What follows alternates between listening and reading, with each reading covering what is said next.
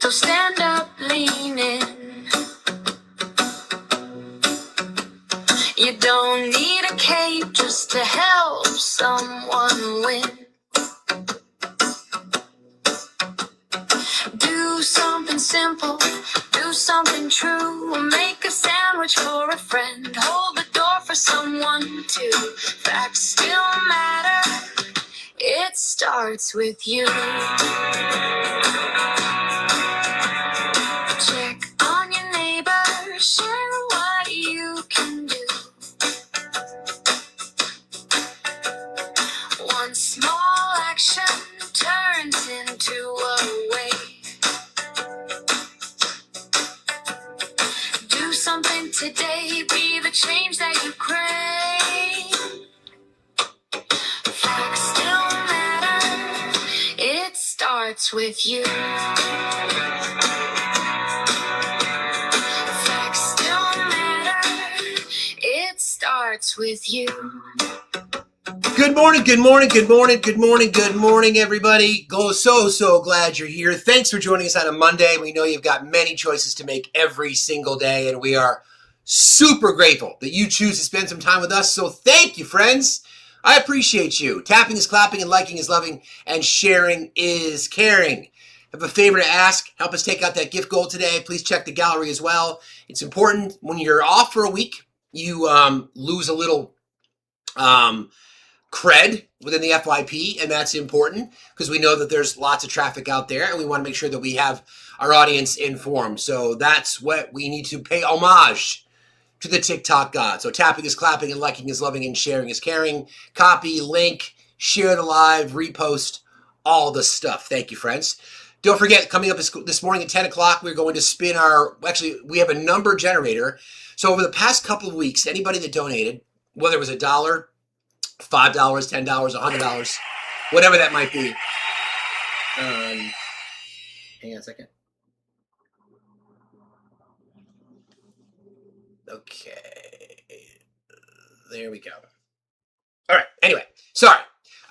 Anybody that donated between last week, the week previous, and last week was given 20 entries into our drawing. So we're going to do a random generator, a random number generator. We're going to do it 3 times at 10 o'clock. So anybody that entered gets 20 entries, and then we'll spin we'll randomly generate a number at 10 o'clock this morning, and we'll award 3 winners of merch items or any item from the merch store. So there's that. Not as sure I understand your note, Michelle, but yeah. Okay. I think I need to fix this, but I will do that. All right.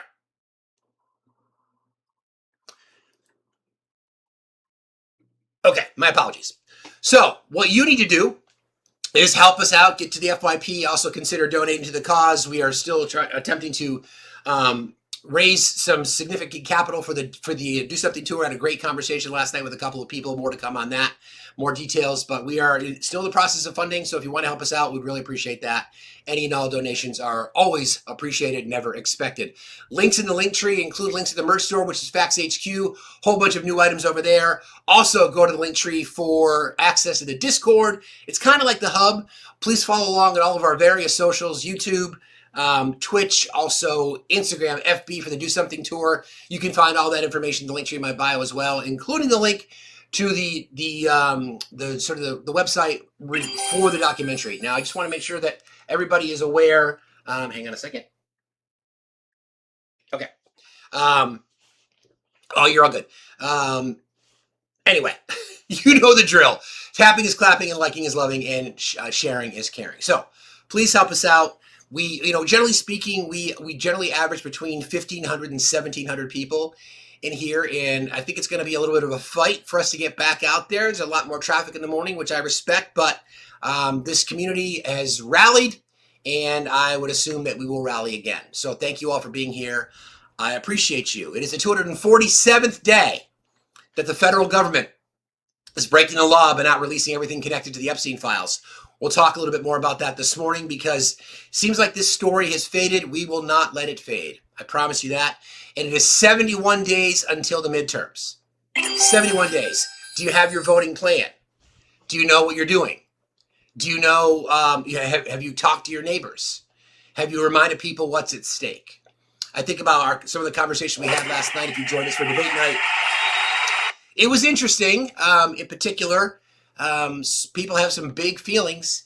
And the more and more, I should say, the closer and closer we get to the midterms, we certainly understand that this is a contrast election. I'm stealing words from Republican candidates across the country, trying to say that they're about common sense, and democratic socialism, which happens to prioritize healthcare, education, strong social safety net, and improvements in infrastructure, is somehow radical.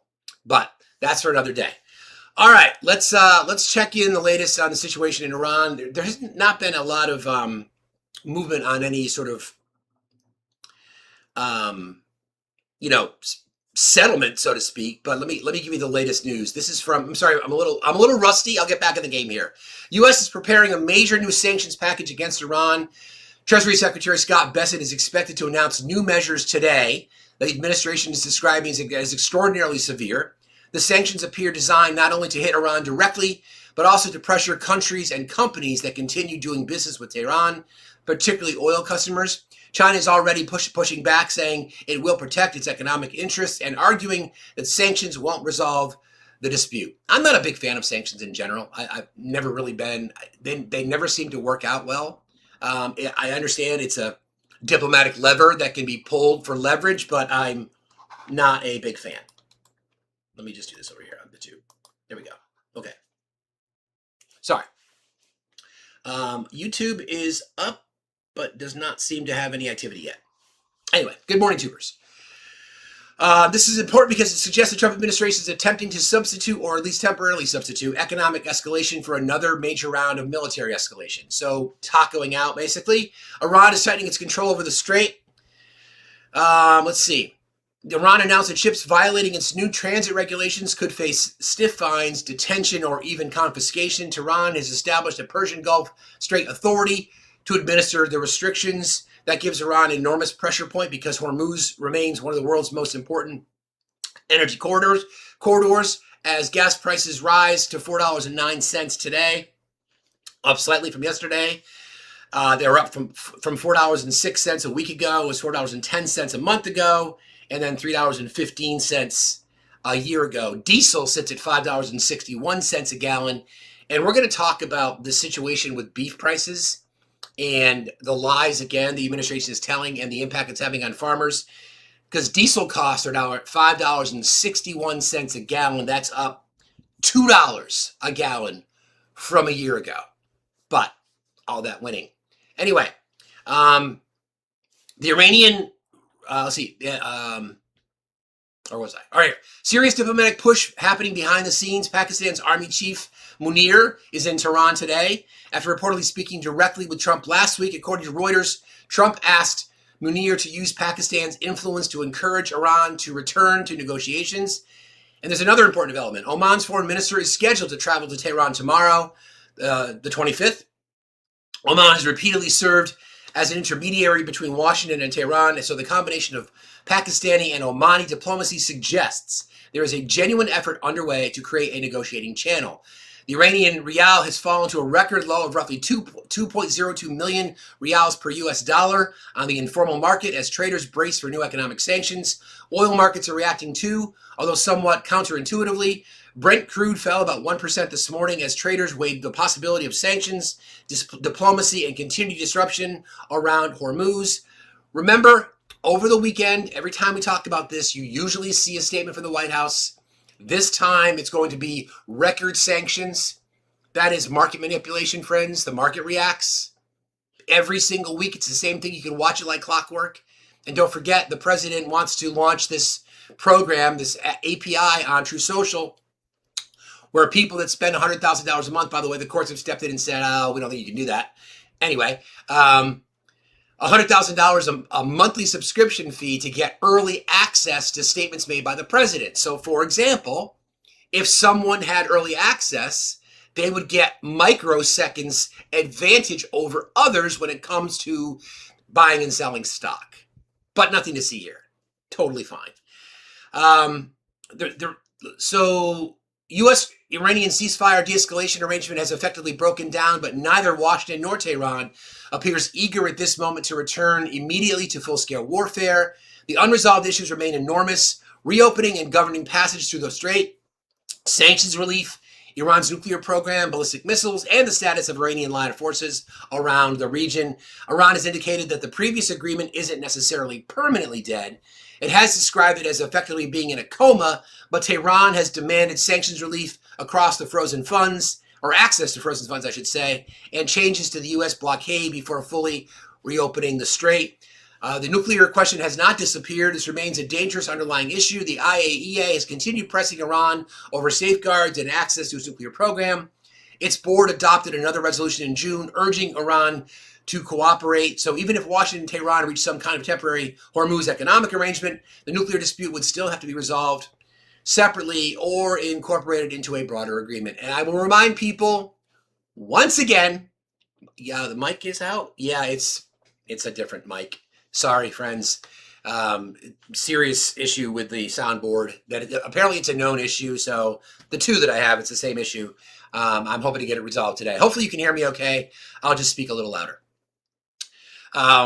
Anyway, it's a complicated situation, and it's not good because, well, first of all, sanctions is something that Iran is used to. They've been dealing with sanctions for 40 years. This is new, but it's not new to them. The impact around the world is problematic because of the strait and because of commercial shipping, etc. But I don't see any end in sight. I think 71 days until the election day. I think you're seeing a lot of pissed off conservatives, a lot of pissed off independents who perhaps had voted for Trump in the past for whatever reason. And now they're like, fuck this bullshit. So we'll keep an eye on it, obviously. All right. So I would like to know why legacy media is not talking about the Epstein files. Again, it's 247 days.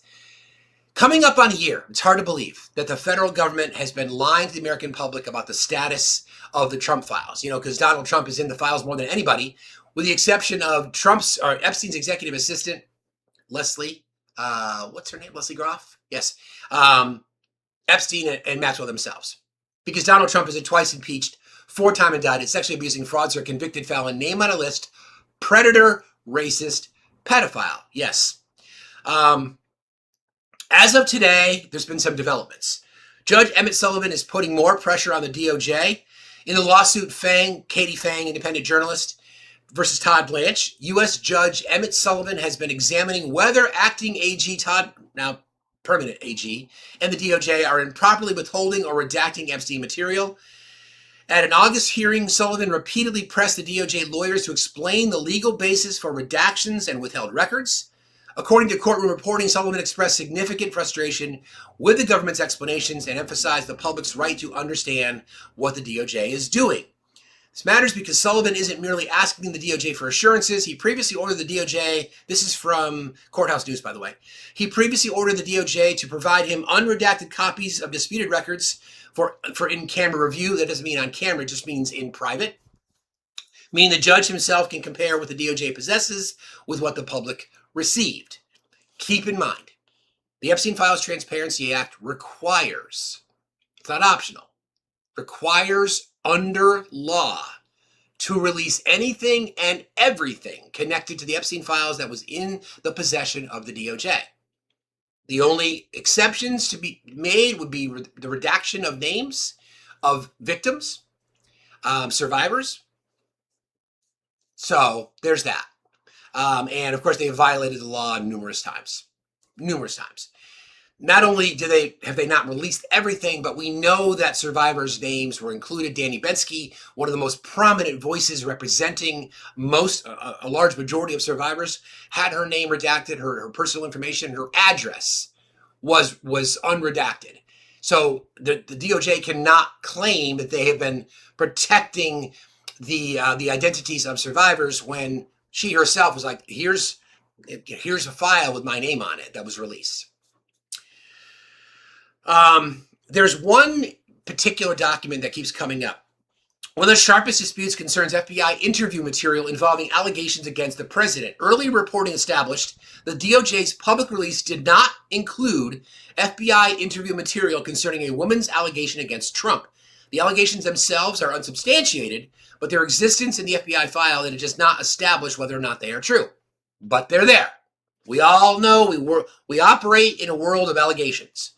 We also know that Todd Blanche's own word says the DOJ does not investigate allegations. I shit you not. Yes, he did in fact say that. So what are we supposed to do with this information?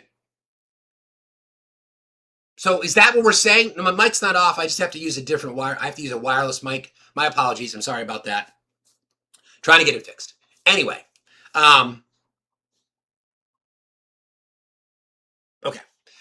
So this, we always try to point to one, I'm not going to say one thing, but this FBI interview form literally implicates the president. I mean, it does. There are numerous other examples where that's happened as well, but this interview form by a survivor implicates him. So how then do we investigate the allegation if the Department of Justice is saying we don't investigate allegations? I don't know how that gets resolved, other than when Democrats take power. Do we want to see Todd Blanche arrested for violation of the law? Sure. Who's going to do it, though? You're right, Di. I would agree. Got to find a back door somehow, some way. And I am feeling increasingly optimistic about the about taking back control of the Senate as well. I'm not totally there yet. Yellow Canary, you don't care about the victims in this case? What does that say about you, Yellow Canary? That's weird. You don't care? You don't care about the President of the United States being implicated in the largest cover-up in arguably in political history? You don't care? Okay. Okay, that's good to know. Anywho, the DOJ has claimed that it's complied, but that is being increasingly tested, I guess you could say. The DOJ announced in January that it released nearly 3.5 million pages, including more than 2,000 videos and 180,000 images, and said that it's constituted compliance with the Epstein File Transparency Act. I don't know how you can possibly say that. It didn't say release what you want. It said release everything. Like, that assertion is now precisely what the litigation is testing. The DOJ Epstein Library itself says that it contains materials responsive to the law and that it will be updated if additional documents are identified for release. We're well beyond the DOJ releasing millions of documents because there are millions more. And if their claim is its redundancy, then that's for the public to determine, Congress to determine. If their claims are that the only thing that's left are the names of survivors, well, then that would be serious information to have. Then you just redact the names under the law. But you cannot not release information because it might embarrass someone or expose them to criminal charges, because that's what the law clearly identifies. So much so that members of Congress are working on the Epstein File Transparency Act round 2 to get more information. All right. We'll be watching. Leon Black is now facing a potential contempt fight with Congress. House Oversight Chair James Comer has threatened billionaire financier Leon Black with contempt of Congress if Black does not comply with the subpoena. Black previously paid Epstein roughly $170 million for financial and tax-related services. The committee wants, among other things, non-disclosure agreements involving women connected to Epstein's orbit. Black's attorneys have challenged the scope of the requests. Comer has rejected attempts to narrow the inquiry and has demanded that Black appear for a deposition scheduled for September the 3rd. That could become one of the next major developments. September the 3rd is next week. Ron Wyden's banking investigation may ultimately be just as important as the files itself. What do we always say around here, friends? Follow the fucking money. Always. It will always come down to dollars and cents. because this network is so big. We're talking about billions of dollars being moved globally through back channels, through money laundering schemes, through fronts, et cetera, et cetera, et cetera. So we've got financial records that we're getting more and more information from, putting more people in connection. Now, I'm not going to sit here and say, it wouldn't be reasonable, it wouldn't be responsible for me to say that everybody that had a financial relationship with Jeffrey Epstein is guilty of crimes against children. Not making that claim at all. What I'm stating is, why are all these people connected to him financially? And then that goes to statements made by survivors about this network of mostly white men perpetrating these crimes against children. So remember why Al Capone eventually ended up in jail. Tax evasion, financial crimes. All right.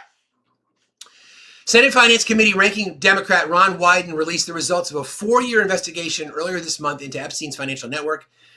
The report alleges that major financial institutions failed to adequately respond to hundreds of millions of dollars in suspicious transfers connected to Epstein.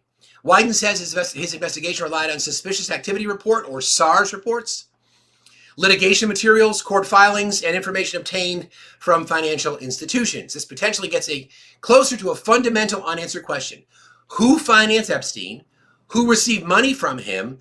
Where did the money go? And which institutions knew enough to raise alarms?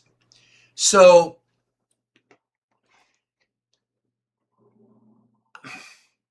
how do I say this? We want everybody involved in this, obviously, to be held accountable. Every single person. Every single person connected to the criminality, every single person connected to these crimes against children, girls, boys, women now, men now, and the financial network, right? It may take the financial records for that to happen. I don't know. It's hard to say. But that is something for us to watch, okay? So we'll keep our eyes on the financial side of it. Ron Wyden and his team are doing a lot of investigation. I will use this opportunity to remind you it is 71 days until Election Day. If you want a chance to have any of these people held accountable for their crimes, any of them, then your job, your duty, your responsibility, your duty to survivors of this case, of the situation, if you care at all, then you need to put Democrats in power in the House and in the Senate. Do you have your voting plan? Have you talked to your friends, your family, your neighbors? Do they have your voting plan, a voting plan? I sure hope so. I did say duty. I did say duty. Yes, I did. Nugget Queen, I don't think you might have timed out. Okay. All right. So obviously, it's kind of an important dilemma it's a dilemma that the administration finds themselves in, because they can't continue to run from this. And there's reporting, I'm going to get into that story in a little bit this morning, about how the DOJ has been in contact with members of Trump's cabinet, but basically try to coach them through what is likely going to be hearing after hearing after hearing after hearing. There may be impeachment votes. There may be contempt of Congress votes, etc. All that is coming. So government will be gridlocked without question for the next 2 years, which I'm fine with. There's a flash goal. Let's start that here. 40 roses. We need 40 individual roses to complete that flash goal. So literally, help us with the flash goal. That literally means I have to take my flowers. So do your thing. We need 40 individual people to help do that. But anyway, all right. So listen, first of all, we've been committed to this story, the Trump files, from the very beginning, and we will continue to be committed to this story. I am really frustrated with legacy media for not paying the attention to it that we do and that others do.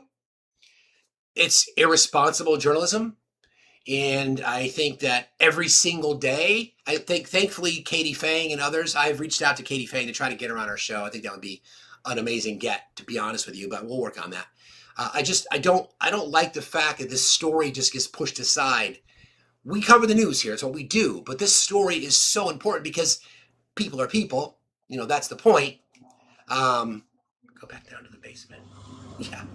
So I don't know what to say other than it is disturbing that it's not getting enough attention.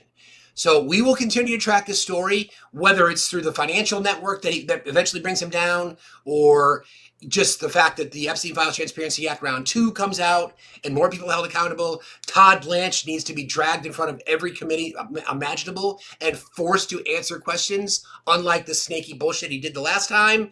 But we'll see. All right. I want to get into a few other things. The situation with the trade war with Canada, I think, is quite interesting.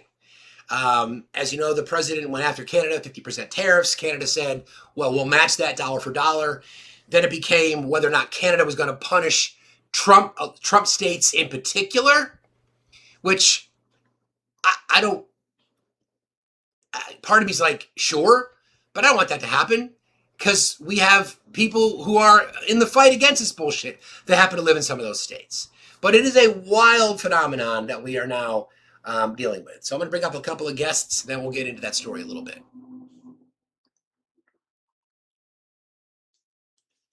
Canada is acting like the GOAT. They sure are. Good morning, Sherry. Hi, Screw Attack. How are you? Shy Girl, are you there?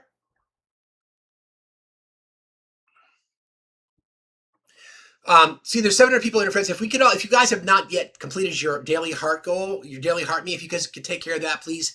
That also helps us push out the FYP. So we got a little bit of work to do. We're gonna have to pick up. We have to gain some traction from the traction that we lost last week. That's on me. That's not on you all. But anything you can do, gifting really helps. Sharing, reposting, commenting, all that helps.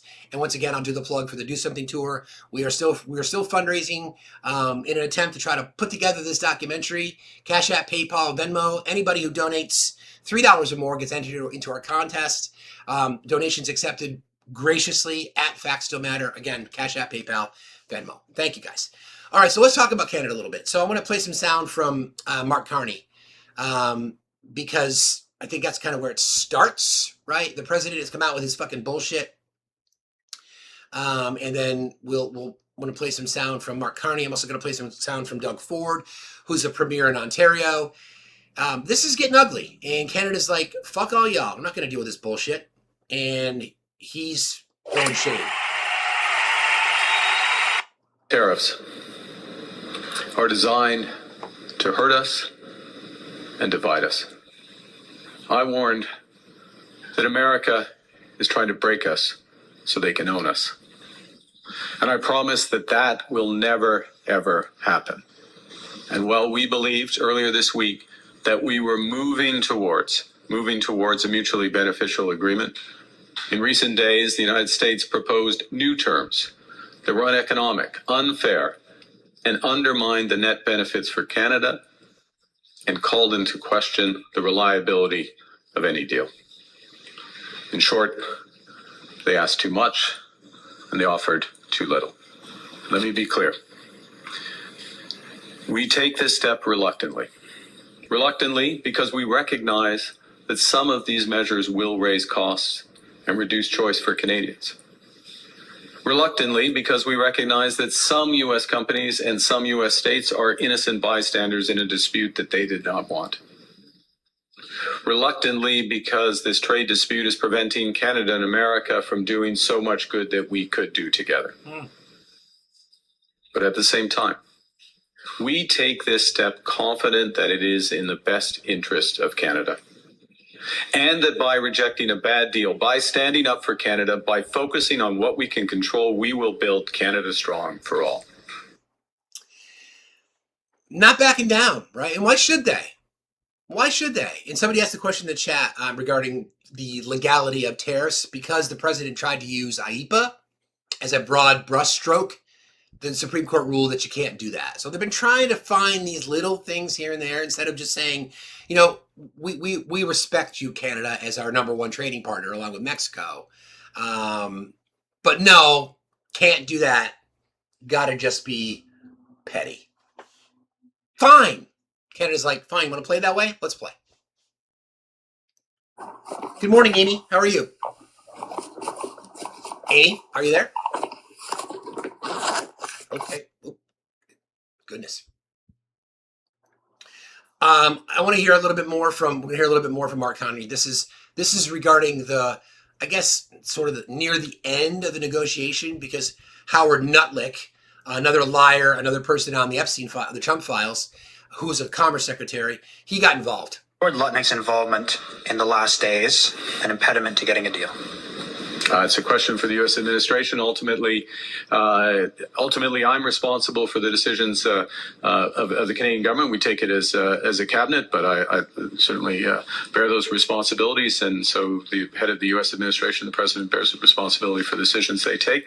But I will say this, which is that the Canadian team, unified, the individuals you see here, their team members, our ambassador in Washington, my chief of staff, unified, talking together, the clerk of the Privy Council, everyone in the loop, everyone knows what our objectives are, collective decision making. As I say, ultimately, I and the cabinet bear responsibility for those decisions, but unity. You cannot say that about the United States administration. And as a consequence, last point, and I'll go to your colleagues, because I think this is important. In these last few days, we were drilling down on specific issues that might have been papered over, the differences in the administration, if there were indeed differences. Ultimately, there's a decision maker at the top. And in drilling down on those, a number of those issues that I just referenced became very clear, and there was not a deal that we would sign. Thank you. Next question. Prochaine question. Sounds like a leader to me. Listen, I am here to protect the interests of our country. And whether or not we've had this legacy relationship with the United States, they're looking for other partners. Listen, we could have called this, guys. We talked about this a while ago. What country is prepared to step in when the U.S. loses its standing globally? That would be China. They've built the infrastructure. They've built the supply chain. They're working on relationships. Why do you think Mark Carney flew to Beijing? Come on. The lingering effects of this, while people in his cabinet, Trump's cabinet and his orbit, are just enriching themselves like crazy, this is the impact. And I have one more bit of sound. This is Ontario Premier Doug Ford. Also, starting today, all U.S.-based companies will be banned from taking part in government procurement. Oh. Every year, the province and its agencies spend about $30 billion on procurement, alongside our more than $200 billion plan to build infrastructure. U.S.-based businesses will now lose out on tens of billions of dollars in revenues. They only have President Trump to blame. I'm also urging all 444 municipalities to do the same. And I'm thrilled to see some are already stepping up. For example, Mayor Patrick Brown in the city of Brampton and many other cities. As part of this government-wide procurement ban, we're going one step further. We're ripping up Ontario's contract with Starlink. Oh. It's done. It's gone. We won't award contracts to people who enable and encourage economic attacks on our province and our country. Alongside federal tariffs and the measures my fellow premiers are bringing forward, this Team Canada's opening response. Well, shots fired, eh? To be honest, I'm surprised it took this long. Trying to use diplomacy, trying to work this out. But you heard Mark Carney, you've heard Doug Ford. This is on the United States administration, the Trump administration specifically. That's it. I mean, how else would you describe it other than, listen, we may not be as mighty as the United States, but we've got power. We're going to affect a lot of your industries. A lot of your industries. We'll see how it goes. They ain't fucking playing. I can tell you that. They are not playing. They are not playing. Not one bit. And I don't blame them. Seriously, what choice do they have? And you're seeing this around. We've already seen the fracturing of the relationship with the EU and some of our more important trading partners. China is there at the ready, right? This goes back to the whole decision regarding USAID. And we've discussed this before about soft power, right? Soft power would be an example where you fly into an underserved community that goes through droughts and famine.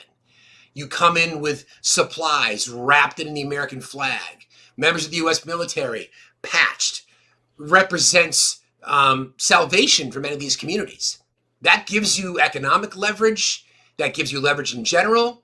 That gives you, the reputation as being, an ally to these communities, even though there's interests by corporations in there, sure.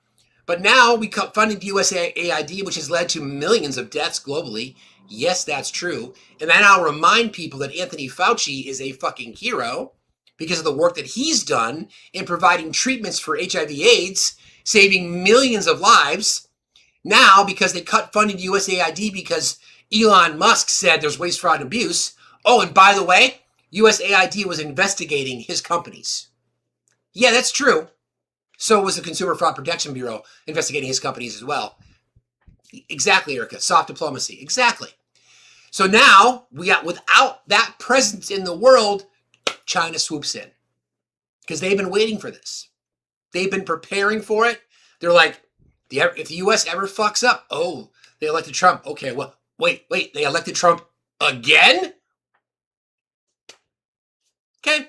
I know conservatives claim to say America first, but you have no idea the economic damage to our country that losing that access to soft power and soft diplomacy is going to have on all industries, agriculture in particular.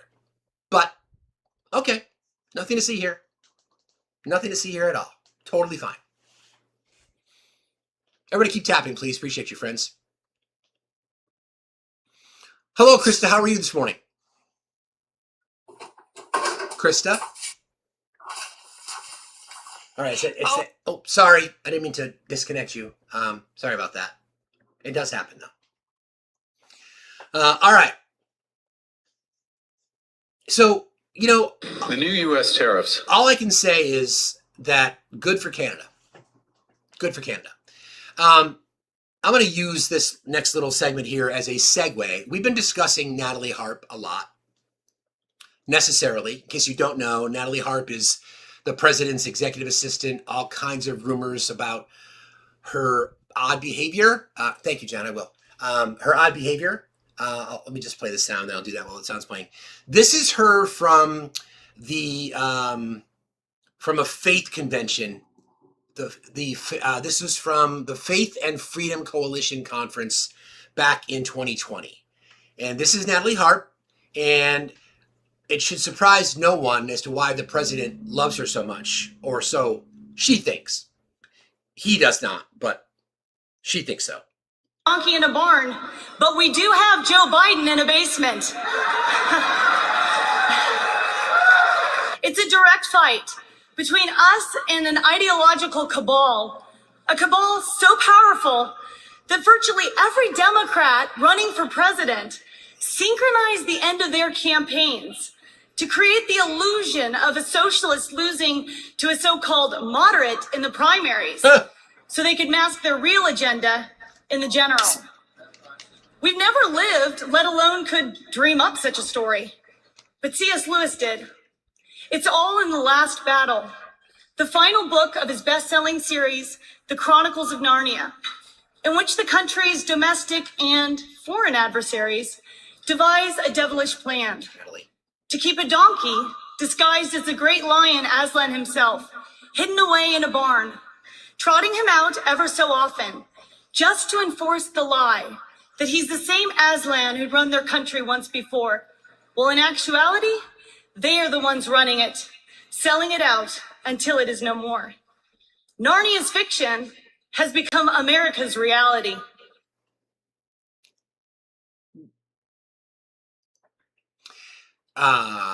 What I showed you was some recent photographs, in case you didn't notice that. So this is the whole red dress debate. I mean, Natalie and Ivanka. Similar haircuts, Natalie and Ivanka. Maybe just a coincidence. Don't know. But, you know, I'll let the smartest chat on TikTok make their own assumptions there. But that was Natalie Harp, right? Speaking of the socialist takeover and Narnia references, and she's probably spent too much time in the spare sleeping in the ward robe. It's creepy shit. It's creepy shit. So yeah, I mean, then John Ossoff, you know, although I don't think what Ossoff said. Thank you, Erica. Appreciate you. I don't think what Ossoff said is anything out of the ordinary. He basically just said that the president cares less about his job than he does about traveling the country with Natalie. So Bill O'Reilly decided he wanted to chime in on the situation with Ossoff's saying things about Natalie Harp, and he went on with Chris Cuomo.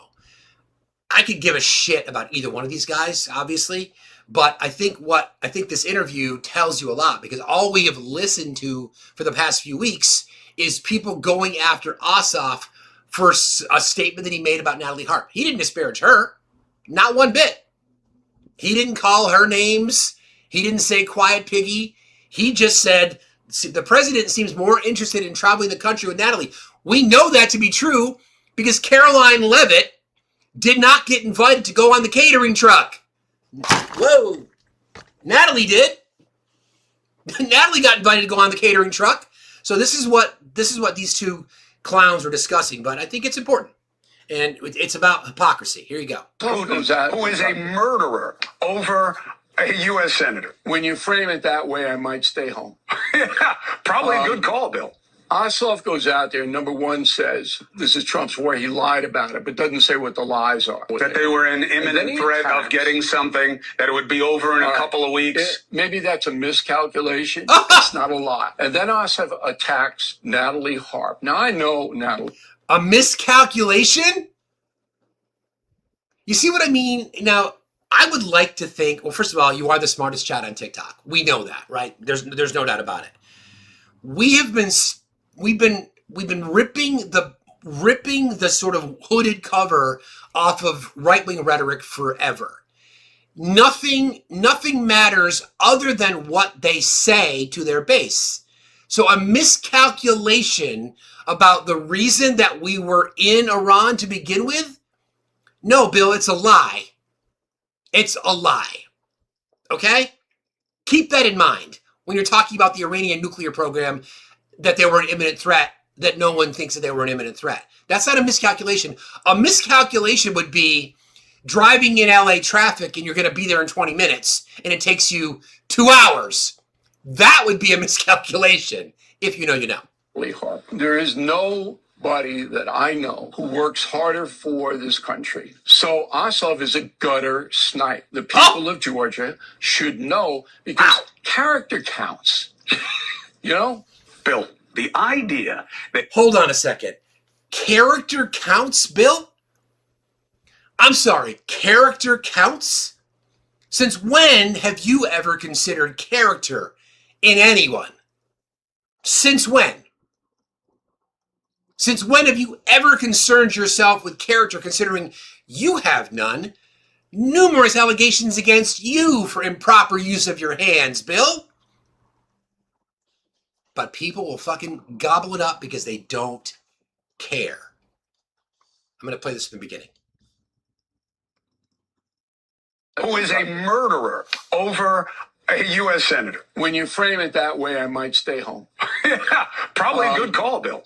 Ossoff goes out there, number one says, this is Trump's war. He lied about it, but doesn't say what the lies are. That they were in imminent threat of getting something, that it would be over in a couple of weeks. Maybe that's a miscalculation. Oh God, it's not a lie. And then Ossoff attacks Natalie Harp. Now, I know Natalie Harp. There is nobody that I know who works harder for this country. So Ossoff is a gutter snipe. The people of Georgia. Yeah, exactly, Francis. Are we in like 19th century England?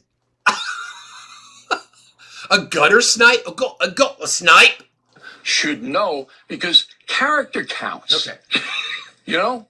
Bill, the idea that you or Scott Jennings have your panties in a bunch over what Ossoff said about a woman connected to the president, when this man does nothing but denigrate women for sport on a regular basis. What about isn't Bill? Yeah, because it matters. It doesn't matter. If you're going to say you don't like Does it Ossoff matter? talking about Natalie Harp, Cuomo? by the way, I'm not endorsing going after anybody. It's a little rich, Bill. This that is this fifth bothers grade you. stuff. No, it's not fifth grade. This is fifth grade Bill, stuff. you can't Yes, pretend it's to have a standard whataboutism. of decency that you No. don't employ on the president. You can't do that. It's Button hypocritical. it for a minute. This is going to help your career. Wow. We're not talking about Trump That's and not Trump's true. insults. Go ahead. We're talking about a senator from Georgia Yeah. and his insults. Yeah. You deflect into Yes. whataboutism. Yes. That's fifth grade. No, it's not. If you're going to be grade. upset about what he said, then you need to employ that standard against the president of the United States, because that is nothing compared to what the president says for sport, and you say nothing. You say, that's Trump being Trump. Well, this is Ossoff That's being not Ossoff. true. Love him or hate him. Mods, can you guys try to see if you can find me that clip? I lost the clip of what Ossoff said. It was at a rally, I think it was last week. If you guys wouldn't mind, see if you could find that for me. I would really appreciate that. I have the best mods in the world, by the way. Just want you to know that. In case you didn't know that already, I do. Imagine, of all people, Bill O'Reilly saying that it's hypocritical or it's a whataboutism. The Republican Party in 2026, MAGA, is fueled by culture wars and whataboutisms. I mean, you're right, Savage. He didn't say anything wrong. Bill needs to quiet, Piggy. Exactly right. I'm gonna pull up. I'll play the sound for you though. I'll play it. You can tell me what you think if you think what John Ossoff said is offensive. First of all, I can't stand Chris Cuomo. You know, the panties in a bunch bit. His misogyny sneaking in every single day. But, I mean, come on. How can anyone in today's Republican Party, they love to disparage women. Incels don't vote liberal, progressive. Conservative men can certainly don't vote progressive. They don't want women to have a voice. Never mind that they don't give a fuck that they get insulted on a daily basis. The president, any chance he fucking gets. Any chance he gets. Thank you. I got it. Thank you, Jen. Appreciate that. Here we go. Play it for you. The White House is firing back at Georgia Senator John Ossoff. His comments during a campaign event made him the latest Democrat to be the focus of President Trump's ire. Ossoff, who's up for re-election, took several hits at the president while speaking to voters over the weekend. The Georgia senator called Mr. Trump a crook and slammed his handling of the war in Iran. He doesn't want to do the job. He wants to build his ballroom and travel with Natalie on their apparently defenseless flying palace gifted by the Emir of Qatar. Chief White House correspondent Nancy Cordes joins us from the North Lawn this... Tell me what he said there that's offensive towards Natalie. Seriously. What did he say? Is it not true? President doesn't want to do his job. He wants to build his fucking ballroom. He wants to test the granite. He wants to play golf. He wants to lie to the American people. He wants to continue to enrich himself. His most loyal, I think it's safe to say that he's got a lot of loyalty built up in this cabinet. The person, without question, in my opinion, that was the most loyal to the president was Triple K Caroline Leavitt from New Hampshire, if you know, you know. Is it even debatable? I mean, she would literally go out there every single day and did her job, yes, and defended the president, yes. No doubt about it, without question. Perhaps the position as press secretary, I guess, puts you in that spot that you have to be defensive or defending your boss. And then she does not get invited onto the concessions cart, the catering truck. She gets left behind after having just had a baby, and then coincidentally resigns 2 days later. Here's Ossoff again. over the weekend. The Georgia senator called Mr. Trump a crook and slammed his handling of the war in Iran. He doesn't want to do the job. He wants to build his ballroom and travel with Natalie on their apparently defenseless flying palace gifted by the Emir of Qatar. Chief White House correspondent Nancy Cordes joins us from the North Lawn this morning with more on this clash. Nancy, good morning. This seemed like needling. I'm not sure that it was about policy, but tell us what is really behind this brewing feud. Well, it was really Ossoff's comments about traveling with Natalie, a reference to President Trump's executive assistant, that set White House aides off yesterday. They often go after people on the other side who they think might try to run for president, bring them down a peg. But in this case, those personal comments really caused them to go after Ossoff in a way that I haven't quite seen before. Let me just give you a little taste. They called him a loser, a miserable person who hates the country, and a cringe-worthy feminine theater kid cosplaying as Barack Obama. And not only that, Errol, they even went after a reporter who dared to ask the president about Ossoff's comments. They called her question disgusting and inhumane. They even claimed that her children someday would be sickened and embarrassed to know that their mother had asked that question. So clearly, the comments that Ossoff made stuck in their craw, and it almost seemed like a shot across the bow to any politician who might dare to bring up this topic in the future, or any reporter who might dare to ask about it. Okay. Was he wrong? I mean, we've read the love letters. We've heard the president say, Natalie will never leave me.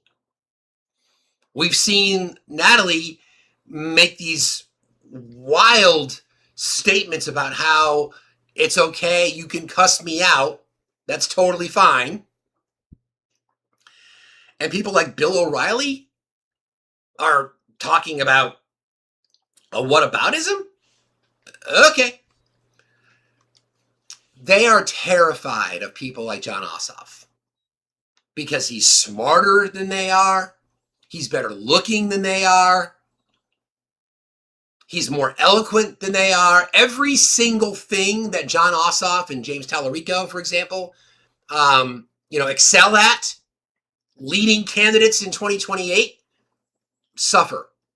are horrible at. J.D. Vance and Marco Rubio. Is there any charisma in either one of those individuals, Rubio or Vance? Be objective.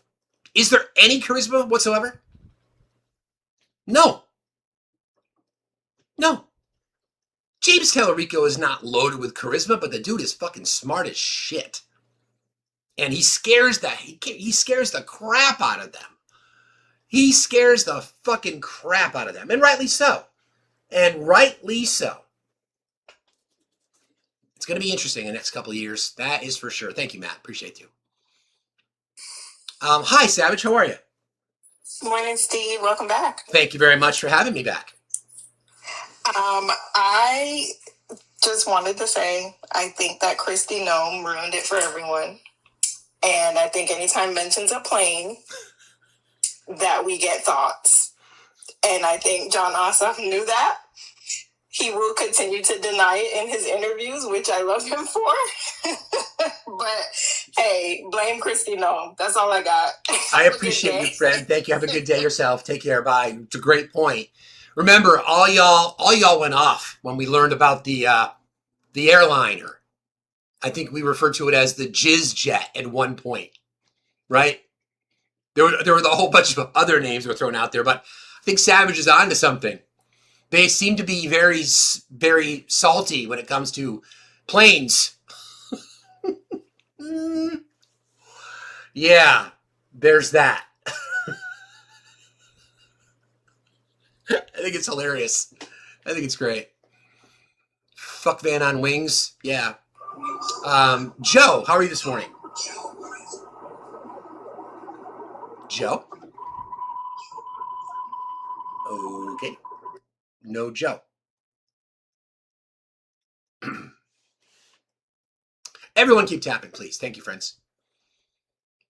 Let's finish up that gift goal and then check the gallery items as well, please. Anything in the gallery really helps, and they reset on Sunday night, so there's always new gallery items in there. We got as high as B1, and we've dropped to B4, so anything you can do, it matters because it helps us drive through the FYP. So thank you. All right, I think I've got one more guest. Good morning, sir. Hey, welcome back. Thank you for having me. I hate that I'm at this age now where I can refer to things that were in the past, but the hypocrisy of Bill O'Reilly, if anyone would care to bring up any of his shows during Bill Clinton's era, when Monica, and it's like all the stuff he said during then, and now here he is standing on defense for character development for Trump, which is, I don't know. Today actually, like, the needles shifted for me for is like hope in that, because it used to be I followed it under hubris, which meant, they had such an arrogance, but it's beyond that now. It's just the people in power at a certain age, like, you're aging well, sir. We are aging well. We're now taking things and we're processing them, and we're thinking about our community around us. And I think that's how you age well, right? Whereas these people in power are decrepit and aging and they're holding on to power, holding on to their power. But the hubris is not even there. It's just they're so ignorant and wrapped up in their own power that the end is near. Honestly, now I see it for what it is, which is circling back, how could someone like Bill O'Reilly fail to see that history is recorded in such a way that the internet is forever, that he would stand on defense today, knowing the shit he said years ago, right? Is it just that they think that we're just that dumb that we can't just research on our own? Anyone, look up Bill O'Reilly and Bill Clinton, Slick Willie. I mean, the term Slick Willie was like an insult in that they just shitted on Clinton for this. So here we are, and it's just, the end is near, and I'm excited for it. Woohoo! The old, the decrepit. Thanks a lot, Steve. Thank you, bro. Have a good day. Be safe out there. It's a really good point. I think hubris is a great descriptor. What choice do they have, though? What choice? Do they think that Bill O'Reilly, someone with numerous allegations of being quite handsy when he was at Fox News and other places, do we think that he is going to be the defender of women? Chris Cuomo is suddenly a defender of women? Is there any figure? Okay, here's an opportunity for y'all to be objective. Let's see how this goes. Now, fuck that. Is there anybody on the right that you would ever categorize as a defender of women? Now, they may believe that in their own head, but they fucking vote for allowing women to die in waiting rooms. Allowing women to bleed out in parking lots. And all of a sudden, because what John Ossoff said was the president doesn't really care about his job, he just cares about flying around the country with Natalie. That's absolutely fucking true. We don't have enough men, progressive men, that defend women enough. Women do not need us to defend them. Let me be very clear. Women just need men to stop raping them. Let's start there. How about that? How about we just start there? Can we just start there? Maybe? Wouldn't that be simple? And here we sit, somebody like Bill O'Reilly preaching to us about how dare John Ossoff even mention Natalie Harp? Come on. Miss me with your fucking bullshit. Okay. On that point, I think I saw Ren in here. She's probably going to want to talk after this because I've got some sound. We're going to get the balanced budget. I think she sent it to me, actually. But before I do that, I want to go back just briefly and read one of the letters that Natalie Harp sent to the president. Okay? Dear Mr. President, I'm sorry. I thought I was the only one left behind last night, and I had no idea Margot's car was also pulled over and sent back to the airport. Since I was alone in the van outside customs without my passport, I panicked and should have just called Secret Service instead of you. I also am sorry if I was an embarrassment walking the course in Scotland. The first day I was told there were no carts and people walked, which is why I walked. The second day I was specifically asked by, I forgot who his name was, but one of the main people who worked there, if I could continue walking and tell any other girls, that's interesting, first of all, any other girls who would head out there to do the same to spare the course any more carts. If there's anything else I have done to cause you trouble, please forgive me. I know that some people have said I haven't been texting them back and there have been some international cell issues. John was having technical issues on the plane too, so asked me to help him out. I want things to always be right between us. I also know I've been distracted all week, forgetting to eat throughout the days and even forgetting to sleep and only catching a couple of hours at a time. I haven't been myself, dwelling on the past and the pain of losing my dad, and I started letting the remarks of people who haven't bothered me before get to me. Not because I care what others think, but because I see myself lowered in your eyes and your opinion. That is the fear you see because I never want to bring you anything but joy. I'm sorry I lost my focus. You are all that matters to me. I don't want to ever let you down. Thank you for being my guardian and my protector in this life. That's what I wanted to use this card for. When you saw me at the cash register and once again did what you didn't have to do and gifted me with mementos of this trip of a lifetime, a coming of age, so to speak. I will return a better person. I have to sign off now as the cars are leaving. See you soon. With all my heart, Natalie. It's just fucking weird. I think she's 31. It's just weird. I don't know how else to describe it other than that. Now, Stockholm, I don't know if it's Stockholm. I don't know what it is. I don't know what it is.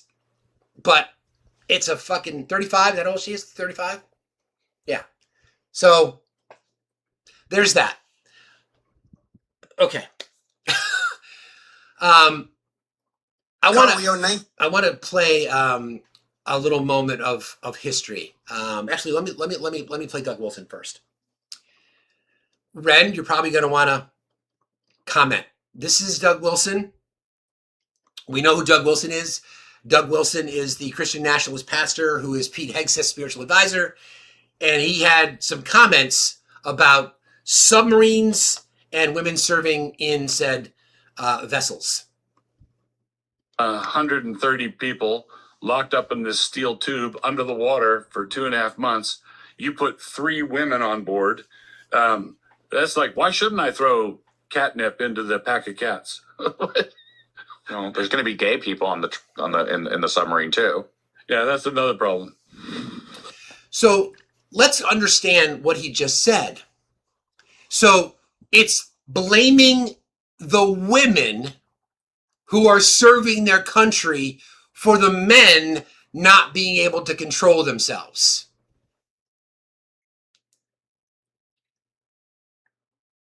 You heard it. Here it is again. 30 people locked up in this steel tube under the water for 2.5 months. You put 3 women on board. That's like, why shouldn't I throw catnip into the pack of cats? No, there's going to be gay people in the submarine too. Yeah, that's another problem. This is one of his more honest moments, by the way. It's also, once again, we're back to this old trope of women shouldn't be allowed to be free because men can't control themselves. And so that automatically means that we need to control the women. Exactly. So women who put their hands up to say, I would like to serve my country. I want to be stationed on a submarine. I'm one of 3 in this model. There's 130 people, 3 of which are women. And in Doug's world, in the Christian nationalist world, that's the problem. The 3 women are the problem because they're serving, not the 130 men who might fucking rape them. Am I wrong? It's disgusting. That's who these fucking people are. Hi, Sherry. How are you this morning? Sherry? Okay. Every once in a while, friends, if you could just check your box If it's gray down here where the pink and the blue person are, that means that you're in the box. If it's not pink and blue, it's blue or teal. I'm a little colorblind in that area. If it's teal or blue, then that means you're not in the box. So there's that. Good morning. Good morning, my friend. I would imagine you're probably kicking furniture after hearing that shit, or whatever it is that you might be doing. I am just so tired of women being an inconvenience to men. I'm just so sick of it. I mean, we have WNBA. We have our own basketball league. We didn't try to go into the NBA. Now we got men trying to come in saying they're women. Stay the fuck away. We can't go in the military because it would inconvenience men. You know, we couldn't go into the working world because it would inconvenience men. I'm just so sick of it. If we didn't have women, men wouldn't even be walking this fucking earth. Yep. I mean... Well, that same guy, Dana, Doug Wilson, said that you don't have any talent as women. All you do is create people. I mean, like... To say that Kamala Harris only got her political start because of her relationship with Willie Brown is saying she slept her way into politics. I mean, women, we have brains. I'm just so tired of having to prove myself because I'm a human with different genitals, but I think I'm much more capable. I just want to clarify something, friends. Dana was not talking about. It was not a transphobic statement. There have been men petitioning to try to play in the WNBA. That's what that's coming from. It's not. It was not. Shouldn't be taken as any slant to the trans community at all. There was a story a while back about men trying to petition to be able to play in the WNBA. Meaning, no. Ina Freedom got ejected from the Wintrust Arena, which is literally Chicago, and I'm in Chicago right now, and it's like blocks. And I'm a big WNBA supporter. I mean, my dog's named Mr. Caitlin Clark. Come on. I have no room for anyone saying, oh, we've got to keep men out of women's sports. There are no men in women's sports. Because there are none. Exactly. You know, there are none. They're worried about 1% of the 1%, and those people just want to be left alone. Exactly. And, you know, he wasn't anything in the NBA. So now, because he was in the NBA and he can get a platform to degrade women who are professionals, I mean, I'm over it. I'm so tired of snowflake men worried that women are going to be a problem, because we're not a problem. We can be just as successful, if not more successful, because we support each other. And I mean, the WNBA has more viewership than the NBA right now. Yeah. So, you know, I think I want to, something you said that women are not a problem. I believe that women are a big problem for conservatives. And that's why they don't want y'all to vote. That's true. And they want to control us. And I've never been a controlled person. Like, I wasn't controlled by my dad. I've never been controlled by any man in my life. And I don't think women were put on this earth to be controlled. So, nope. I'm sorry. You know, I am a big proponent of just let people live their lives, but don't make up bullshit.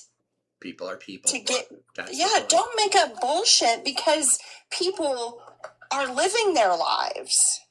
Correct. You know? I know. Just let them live. But be aware so that you can speak up for those people that don't want them to live. Well said.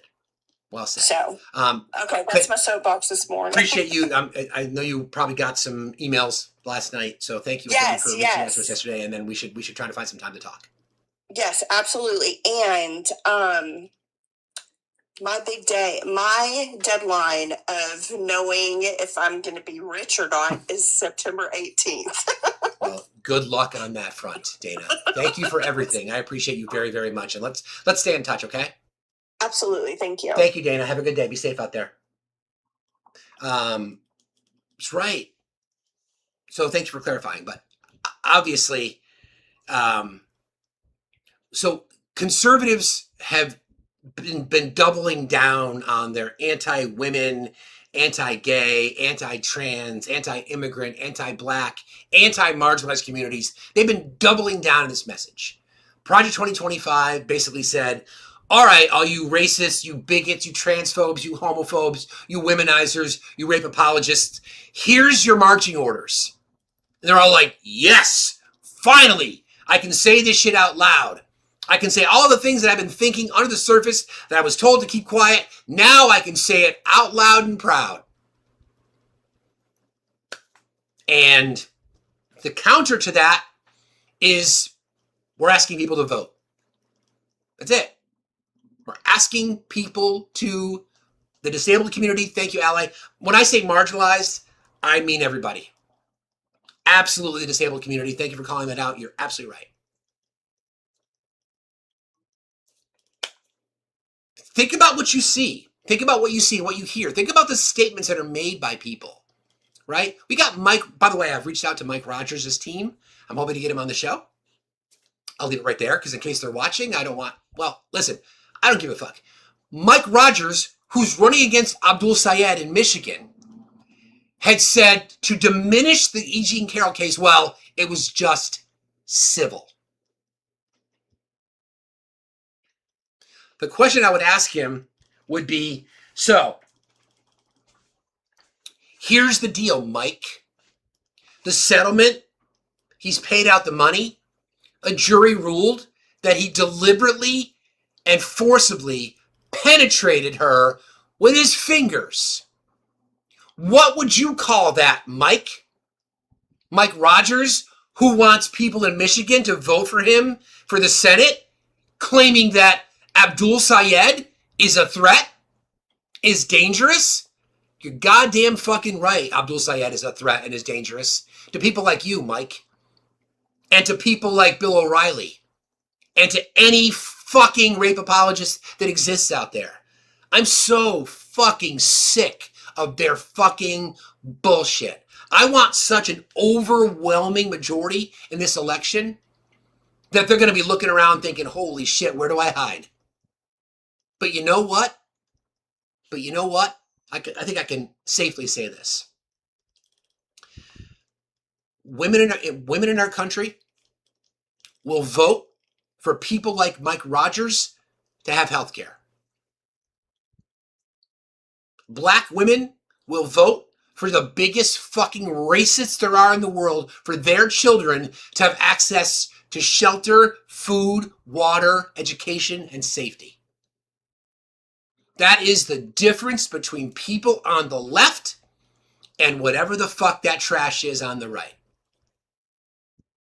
Now, when I'm out talking to people, I'll perhaps be a little bit more reserved. Although I don't know. I'm not going to apologize for being the bright blue progressive that I am, but I also want to have a real face-to-face conversation with people. The vision I've always had in my head, no free handouts. Chris, you don't even know what that is. Chris, why don't you just request up? Because you don't mean what you're saying. You're just trying for attention. So if you'd like attention in front of 1,100 people, then just request and we can talk about it. But I don't think you will because you'll run scared, sadly. When I first thought about the Do Something tour, the vision I had in my head was sitting on the corner stool at a diner, right? Think about your favorite diner in the world, right? It's got the weathered countertop. It's got the metal strip that goes around the edge of the counter. It's almost like an L shape, right? You smell coffee, you smell the bacon, you smell the hash browns, and I'm sitting on the corner so I can survey the room. Those conversations are the conversations that I am desperate to have about things like this. How could someone look another human being in the eye and say that they're fine with 14 million households in America being considered food insecure and children, 5 million children included in that number? How could anyone look someone else in the eye and say that they don't support that? Now, how I ask the question, I think will be key. For example, sir, madam, are you aware that there are actually it's 18 million. Are you aware there are it's 14 million, which is 18% of all households. Are you aware there are 14 million, according to the USDA, 14 million households in America that live under what's called food insecurity? 5 million children live in those houses. Are you aware of that? You're not. Okay. Do you think the richest nation in world history should do something about that? How can someone say no? How can a pro-life Christian possibly say that they're fine with that? Yeah, Allie, you're right. Waffle House, breakfast, nice chat. That's the vision I've had in my head. And imagine if that is captured via a documentary, right? I'm so fucking excited about this thing, guys. You have no idea.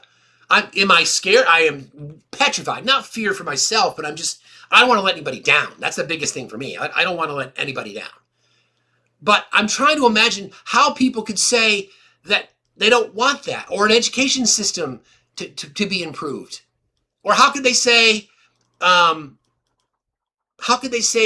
they don't think that we don't spend enough money on our health care? Thank you, so. I appreciate that. That is the real shit. Thank you for requesting up, Chris. I appreciate that. Yeah, you're welcome. So you said something about handouts. Yeah, I just think that, and I just, in my opinion, I don't want to argue. In my opinion, I think that food stamps, things like that, should go for people that's elderly, disabled, and I had one more. I forgot which one, but the elderly, disabled, or you know what I'm saying, medically challenged or something like that. It does, but there were cuts to those programs, Chris. Well, it's not cuts if you're disabled. No, they're cuts. No, Chris. No, Chris. No. I'm sorry, but we can't debate the facts, Chris. Okay, we know that there were cuts to the SNAP program. We know that's in the big beautiful bill. So the people you just described are on SNAP, including children. So we know that there were cuts to those programs. It's not debatable. It's not debatable. No, I think you're wrong there. Well, you can think I'm wrong, but have you read the One Big Beautiful Bill? Yeah. Okay, well then, one of us is right and one of us is wrong. Yeah, that's true. Okay, so then we know that there were cuts to programs. One of the programs cut was SNAP, also WIC, and Medicaid and Medicare for rural hospitals. We know that those programs were cut. I don't know how you can sit here and say you read the bill and then say that it didn't happen. Chris, it's real life, man. It's real life. They tried to justify it by saying work requirements. There were already work requirements. No, there wasn't. Yes, there was, Chris. No. Yes, Chris. Yes. No. Yes, Chris. Friends, if Proletariat is around, can somebody send up the bat signal for Crow? Because that's the work that he does. He works in this space. There's always been work requirements, Chris. Always. Were you not aware of that? I mean, I knew people that were on SNAP benefits. They even got checks, and they didn't have a work requirement. Okay, Chris, that's an anecdote. So the reason we don't debate anecdotes, Chris, is because you can't prove it, and I can't argue against it. So we don't use anecdotes. We have to use the data. So Chris, let me ask you a question in a different way, okay? Yeah. You don't believe this to be true, okay? We've got the data that says that it is. If it were proven to you that it was in fact true, which we know it is, that these cuts were made to SNAP, WIC, and women, infants, and children in crisis, and Medicaid and Medicare, would you support those cuts? It all depends on how it words it. That's not the question I'm asking, Chris. Please listen to the question, okay?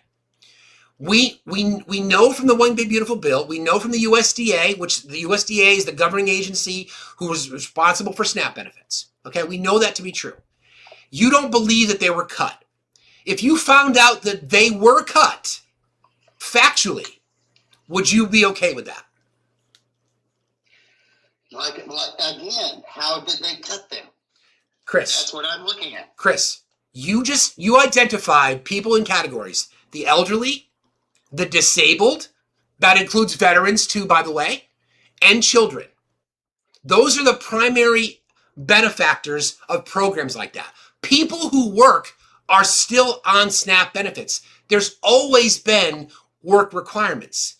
So are you arguing that there was no cuts made to the program?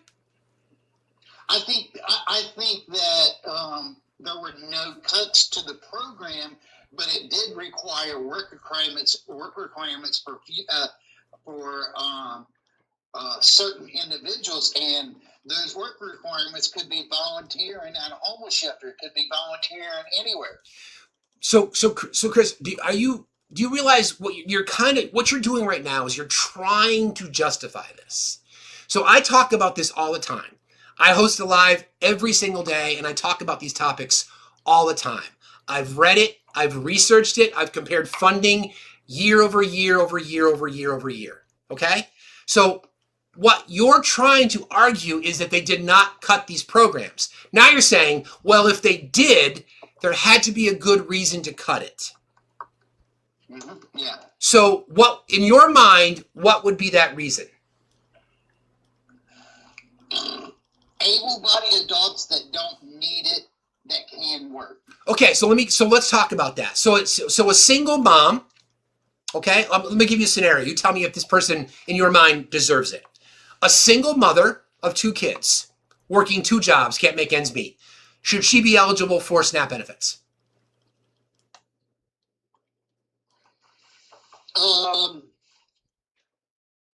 What's the 2 jobs?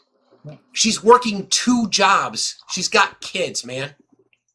2 jobs. I mean, in that case, I believe, help them out a little bit. Okay, 70% of people on SNAP are working, Chris.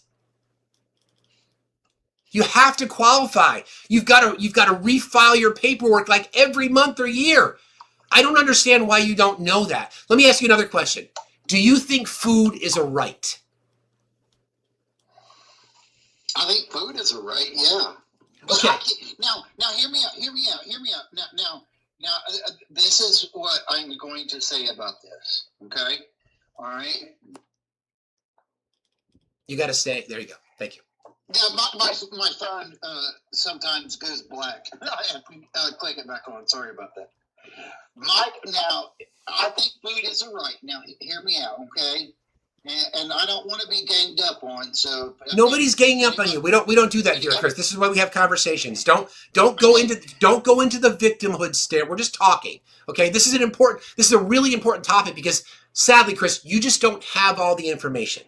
My job here is to try to educate you so that you have the information. Okay? So C. Clark 2062 said alcoholic, shut the fuck up. Chris, ignore the chat. You're talking to me. Ignore the chat. I just ignore want to say, ignore the chat.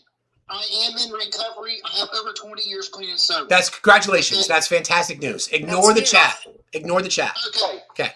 So what I'm saying is I think it's a right, and I believe that everybody should get it. Everybody. Okay, not just the single mom that was working 2 jobs. I think everybody should get it, even if you're working. That's my opinion. Okay. But you voted for a political ideology that denied what you're just talking about. There are several factors in the way that I vote. Okay. Now, I'm going to be honest with you. If there was a better Democrat than Kamala Harris, I would have considered my vote for a Democrat more. I want to talk about that in just a second. I want to stay on the snap pieces first. Jen requested because Jen's got some information for you. Now, Chris, what I'm asking you to do, I am just asking you to listen. What we try to do around here is we try to inform the people that are here, either that I'm talking to or that are just listening in the chat. Now, I would ask you a question. The name of my channel is Facts Still Matter. Do you think I would go live in front of 1,500 people every single day and not tell them the truth? I believe, I don't think anybody lies, so I'm not going to call you a liar, okay? Because I'm not. It's not the question. I didn't say lie. I didn't say lie. So when I go through hours of research, breaking down the cost of healthcare, who's eligible for SNAP benefits, the impact of rural hospital funding being cut, do you think that I would mislead my audience? I don't think you would intentionally do that. No, I think that, you know what I'm saying, that, and I listen to you a lot, and I like the way you talk. I listen to you a lot, even though we don't agree politically. I do listen to you. I don't follow you yet, but I still listen to you. Okay. Because I think that this is what I'm going to say. Some liberal content creators on here is not as sophisticated as you. Well, thanks. I appreciate that. I'm just going to say it like that. Okay, I appreciate that. I know. Well, hang on one second. I want to stay on this topic, and then we'll get into something else in a second. But Jen, I think Jen's got some data for you. So, Chris, all I'm asking you to do is listen. That's all I'm asking you for, just to listen. Okay? Okay. Thank you. Hi, Jen. Okay. Hi, good morning. Thank you, Chris. This information is actually really good and important. Sadie, don't you start barking. Because a lot of people think, like you, that there were no work requirements. So before the One Big Beautiful Bill existed, the core framework for work requirements was established in 1996 under the Personal Responsibility and Work Opportunity Reconciliation Act. Okay, that was passed and signed into law by Bill Clinton. And so people, before the One Big Beautiful Bill, the age range it affected was 18 to 54. The One Big Beautiful Bill expanded it from age 54 to age 65. So now, before the One Big Beautiful Bill, parental exemptions existed if caring for a child under the age of 18. And now under the One Big Beautiful Bill, they cut that back by 4 years. People can only be exempt from the work requirement if they're caring for a child under 14. But the general requirement of 80 hours a month is the same. It hasn't changed. That was the requirement under the 1996 Personal Responsibility and Work Opportunity Reconciliation Act. So can I say something real quick? And you guys might disagree with me. That's fine. I want to say something on that. Okay. Well, before you do that, though, can you just admit that you didn't know that and that you were wrong? I was wrong about. I was wrong. I didn't know that there were always work requirements. Okay. Yeah. So under the Work Requirement Act of 1996, if you didn't start working, you would lose all your SNAP benefits, TANF benefits, all of your benefits within 3 months. You were cut. That was before the One Big Beautiful Bill. So I know years and years ago it used to be like that, but I thought they got away from that work requirement. No. I didn't know it was still in effect. Okay, so now that you know that, so now that you know that, okay, you acknowledged that cuts were made because you believed that there were no such things as work requirements. Now that you know that work requirements were always there, Please explain to me why cutting SNAP benefits to the disabled, to the infirmed, to the elderly, veterans, and children is okay. Yeah, can I just tell them what the cuts were? Sure. Okay, so the One Big Beautiful Bill significantly altered SNAP eligibility and expanding who is subject to work requirements while heavily reducing federal funding to the programs administration. So like we spoke about the work requirement before, the work requirement only made people 18 to 54, which they considered able-bodied adults without dependents, or ABAWD, right? And so now somebody all the way up to 65 years old has to work the requirements, okay?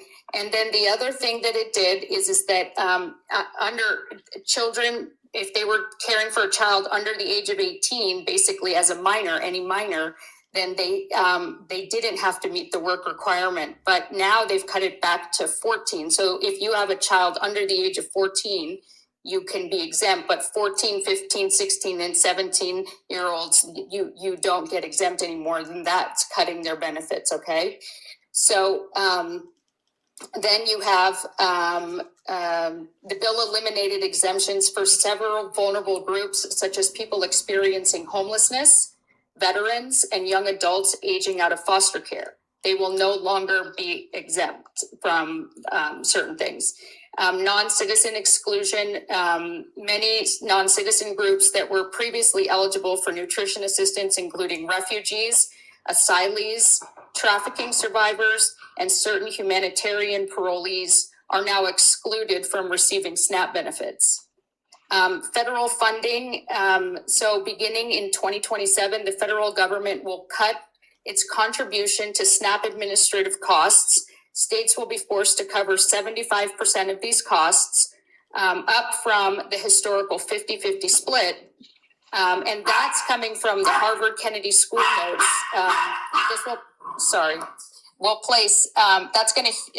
The Harvard Kennedy School noted that that's going to place immense budgetary pressure on states to maintain the program.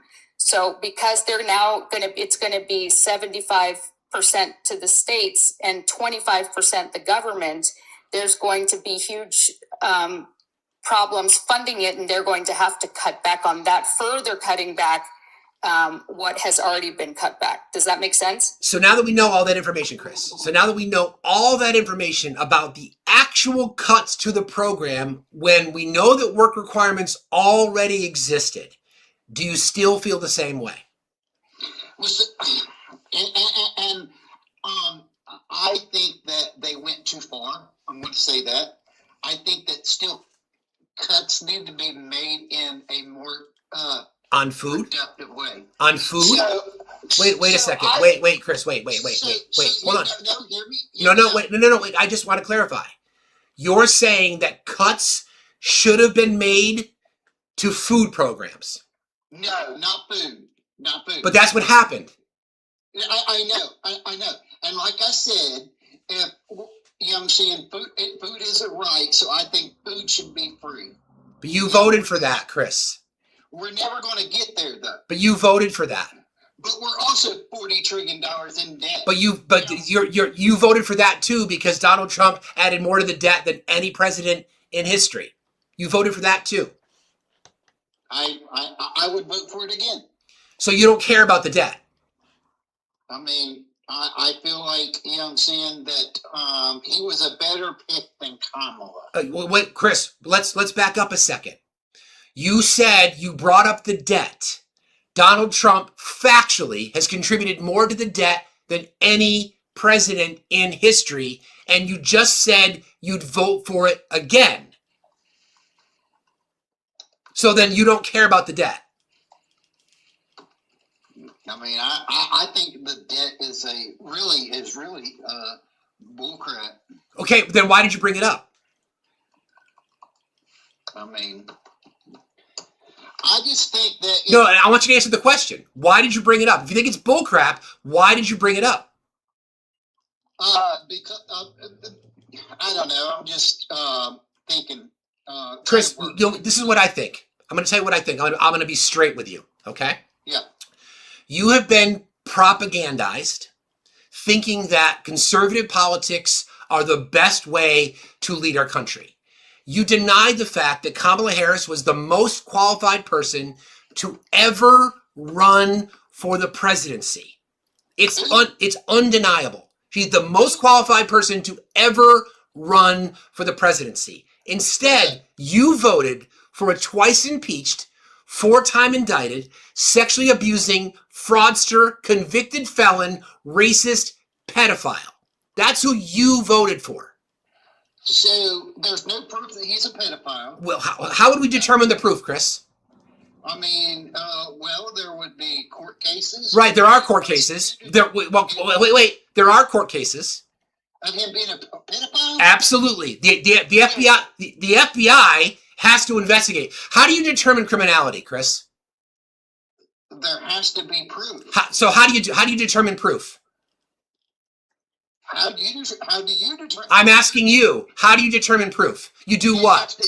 You have to investigate. Correct, exactly. So there are numerous files at the DOJ, Donald Trump's DOJ. By the way, his personal lawyer is now the Attorney General. There are allegations made against Trump. You just said you have to investigate those allegations. Why then is the DOJ keeping those files hidden? I'm going to tell you this. No, I want you to answer the question.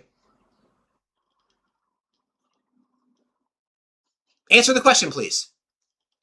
So, I'm going to go back here. No, answer the question, please, Chris.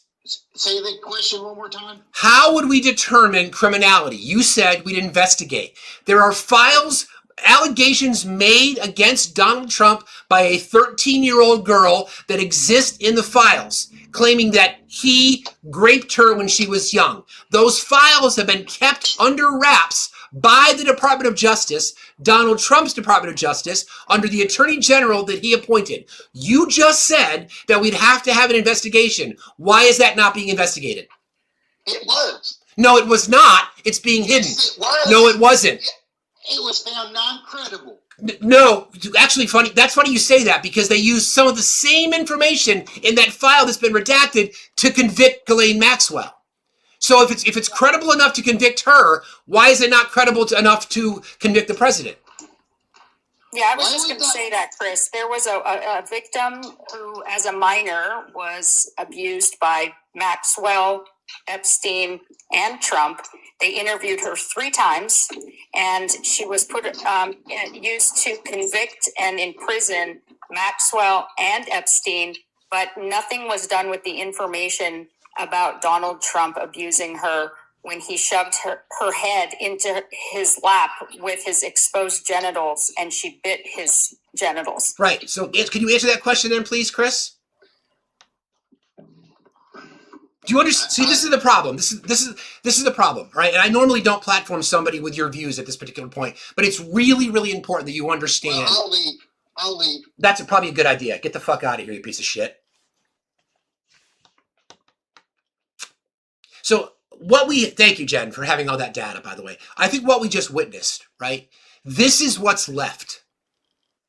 These are the people that continue to defend this shit. No, there were no SNAP benefits. Well, they only cut it because of work requirements. Well, we've always had work requirements. No, we didn't. So Jen takes him to the exercise. There's always been work requirements. Realizes that he was wrong. Tried to pivot. And then try to make the claim that you would have voted for a better Democrat than Kamala Harris. There's never been a better Democrat to have the nomination for the presidency than Kamala Harris. There's never been anyone better. My criticism of Kamala Harris, just not progressive enough, but doesn't mean that she wasn't the most qualified person. I honorably and proudly voted for her. Proudly. And then you're left with there's no evidence.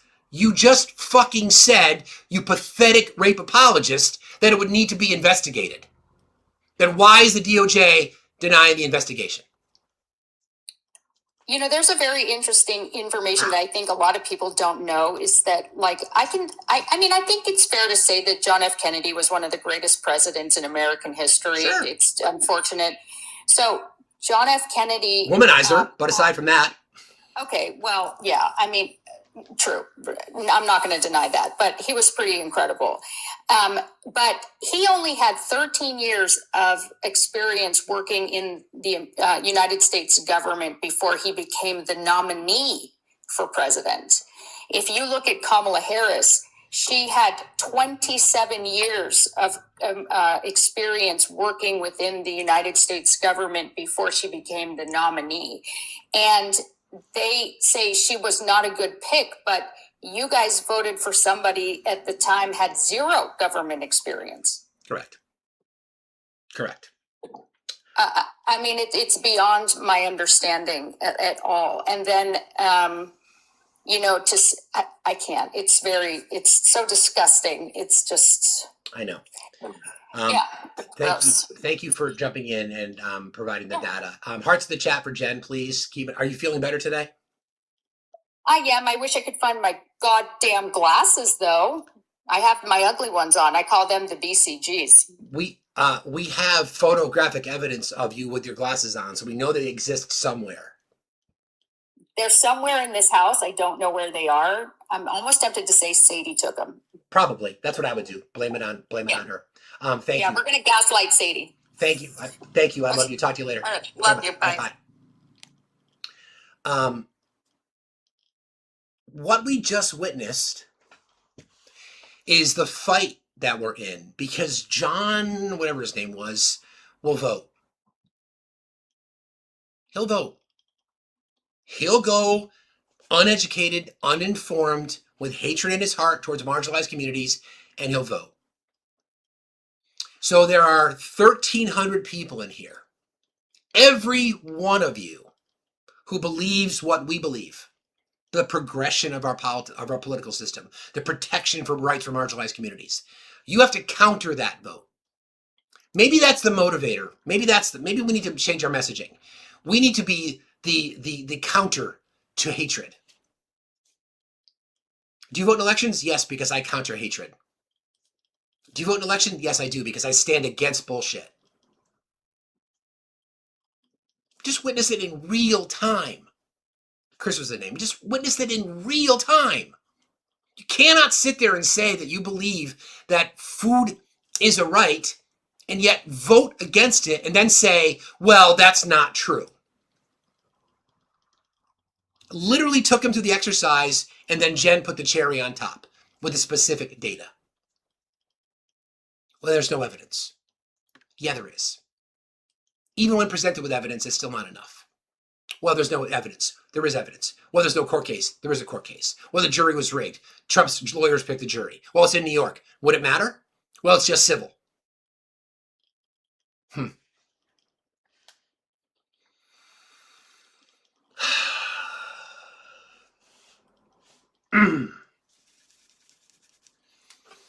Hi, Melissa. How are you?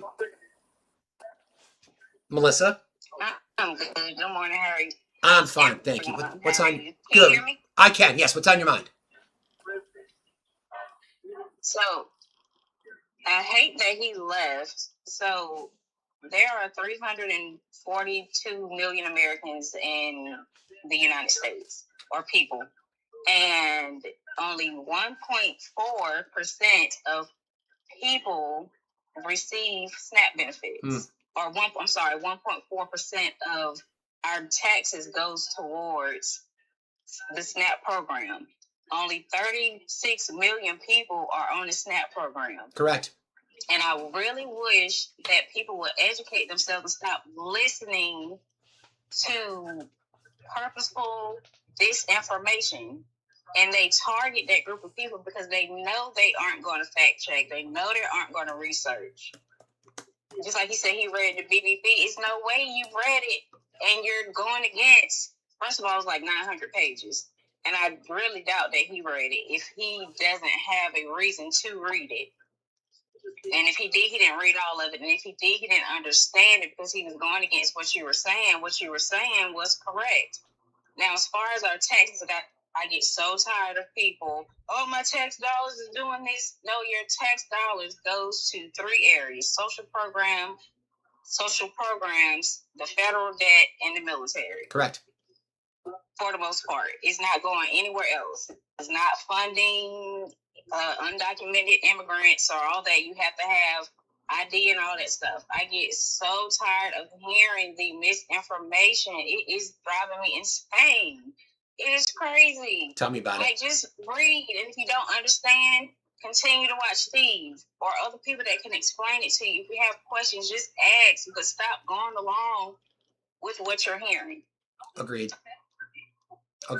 That's a great way to break it down, Melissa. We're talking pennies, like $4 out of our paychecks, whatever that might be. But thank you for that, friend. I appreciate you very much for being here. Thank you so much. No problem. Thank you. All right, bye. That's right.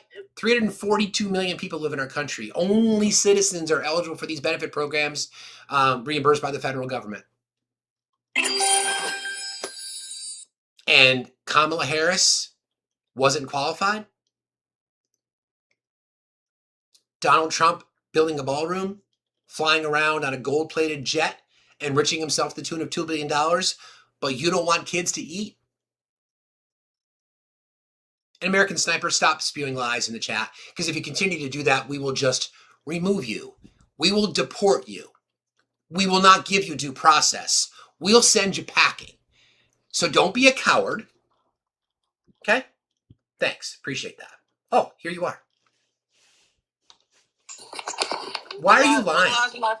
What lies am I spewing? 42 million people. No, let's stop. Well, you said that Fauci was indicted. That's a lie. He will be soon. You said he was. You said he. Wait. Stop. You said he was indicted. I was reading from what my grandmother just sent me. Oh, great. So maybe I got it wrong, sir. Yeah, you totally did. Get the fuck out of here.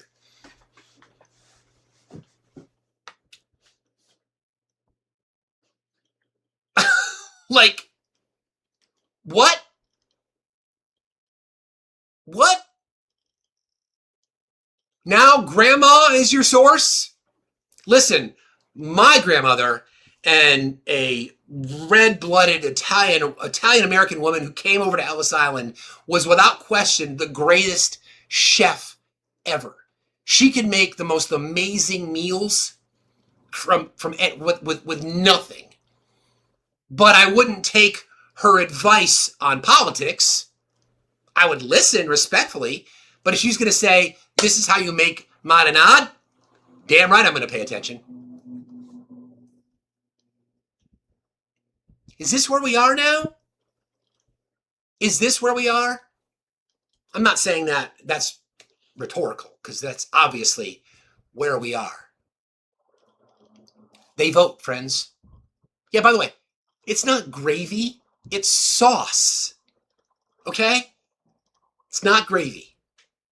It's sauce. Listen, what we experience, and again, thanks to Jen and Melissa for providing backup on the data. I firmly believe that conservatives, most in MAGA, don't know what they're voting for. That's not a stretch. That's not some breaking news. They have no clue what they're voting for, what they voted for. They have been propagandized so much that they believe that Kamala Harris was not qualified to be president. Not only the propaganda, but their racism and their misogyny as well. No doubt. No doubt. American Sniper, it's time for you to go night-night. Grab your binky and say bye-bye. Everybody say goodbye to American Sniper. Bye-bye. Bye-bye. Have a day. Have the day you deserve. You make these bold fucking statements in the chat, and then you're like, well, maybe the information I got from my grandma was wrong. I might have misspoke.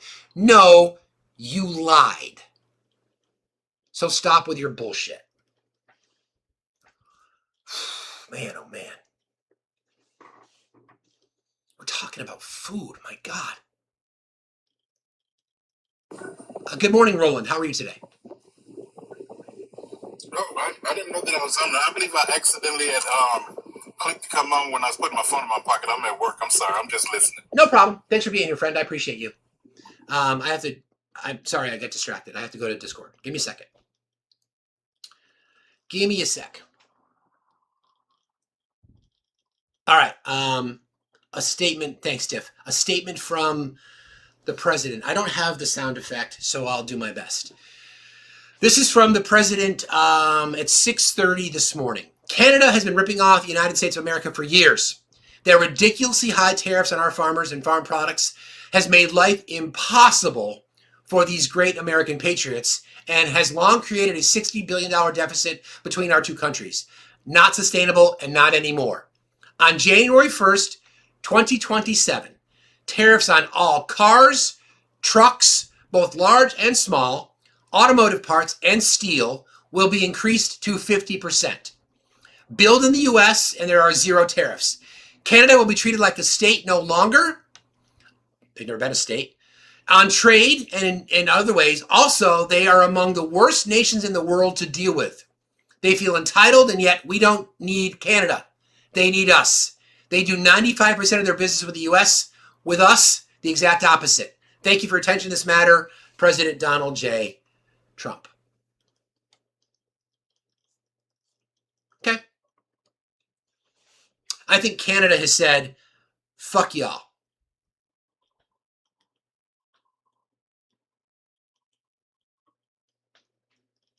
It's on 2 varsity sports and now is a word requirement. Thank you, Farrell. Seriously, I'd like to speak to our Canadian friends today about this topic. So let's just summarize in the 2 hours that we've been live this morning. Thank you, everybody. Don't forget, I'm still crowdfunding for the Do Something Tour. I've got some thank yous to give in just a second. Cash App, PayPal, Venmo. And coming up in just a few minutes, we're going to, I've got 311 contributors through last week and the week prior.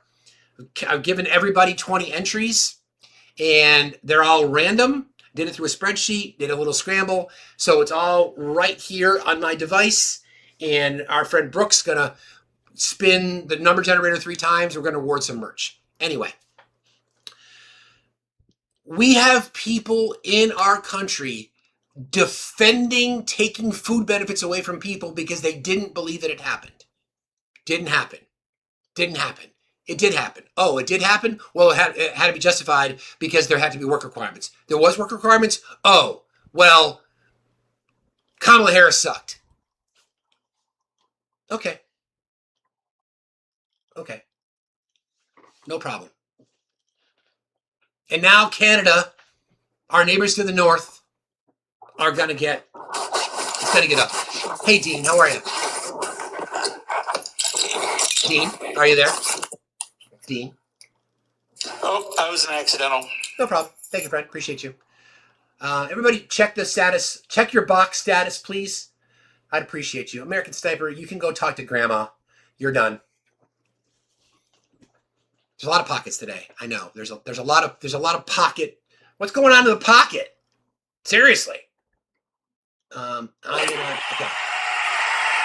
Oh, you're kidding me. Okay, you're in on purpose. All right. Okay. Good to know, Zoe. Your box status is fine. I'm sure it is. RF kidding me. How are you today? Doing good. Good morning, Steve. Good morning. What's on your mind? Well, from Canada, first off, I guess to speak for all Canadians when I say, the fuck you talking about, Trump? Seriously. Something wrong with you, eh? Seriously, right? But other than that, the thing I want to leave on to this note is that my grandma was talking to that other fellow's grandma, and they were sitting by the fire.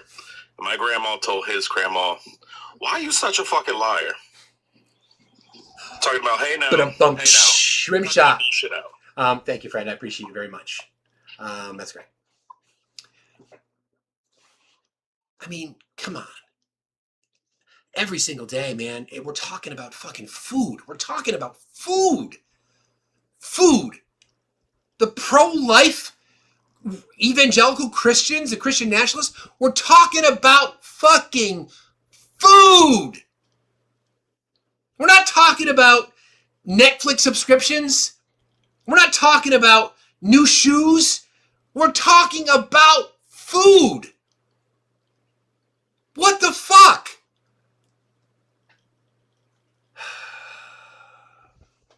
Jesus.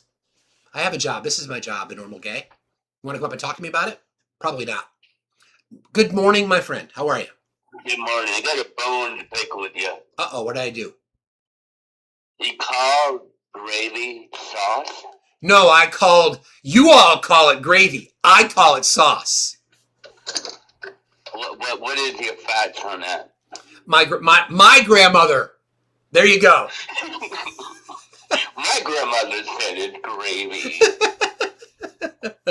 Yeah, if it's brown, it's gravy. If it's red, it's sauce. Let me ask you a question. Alfredo. Is Alfredo a sauce? Yes. Oh, yeah. Right. That's I just left my Wi-Fi. Anyways, again, I just want to say thank you for everything. You're an amazing person. The whole community is. So I just want to say thank you one more time. Well, we love you, brother. Thank you very much. I appreciate you very much, sir. Please, guys, if you don't follow Mr. Wheels, please follow him. Are you going live today? Yeah, this afternoon. Okay. Okay. Probably about 5:30 or 6 o'clock. Okay. All right, friends. If you don't follow Mr. Wheels, please do so. Thank you, bro. I appreciate you very much.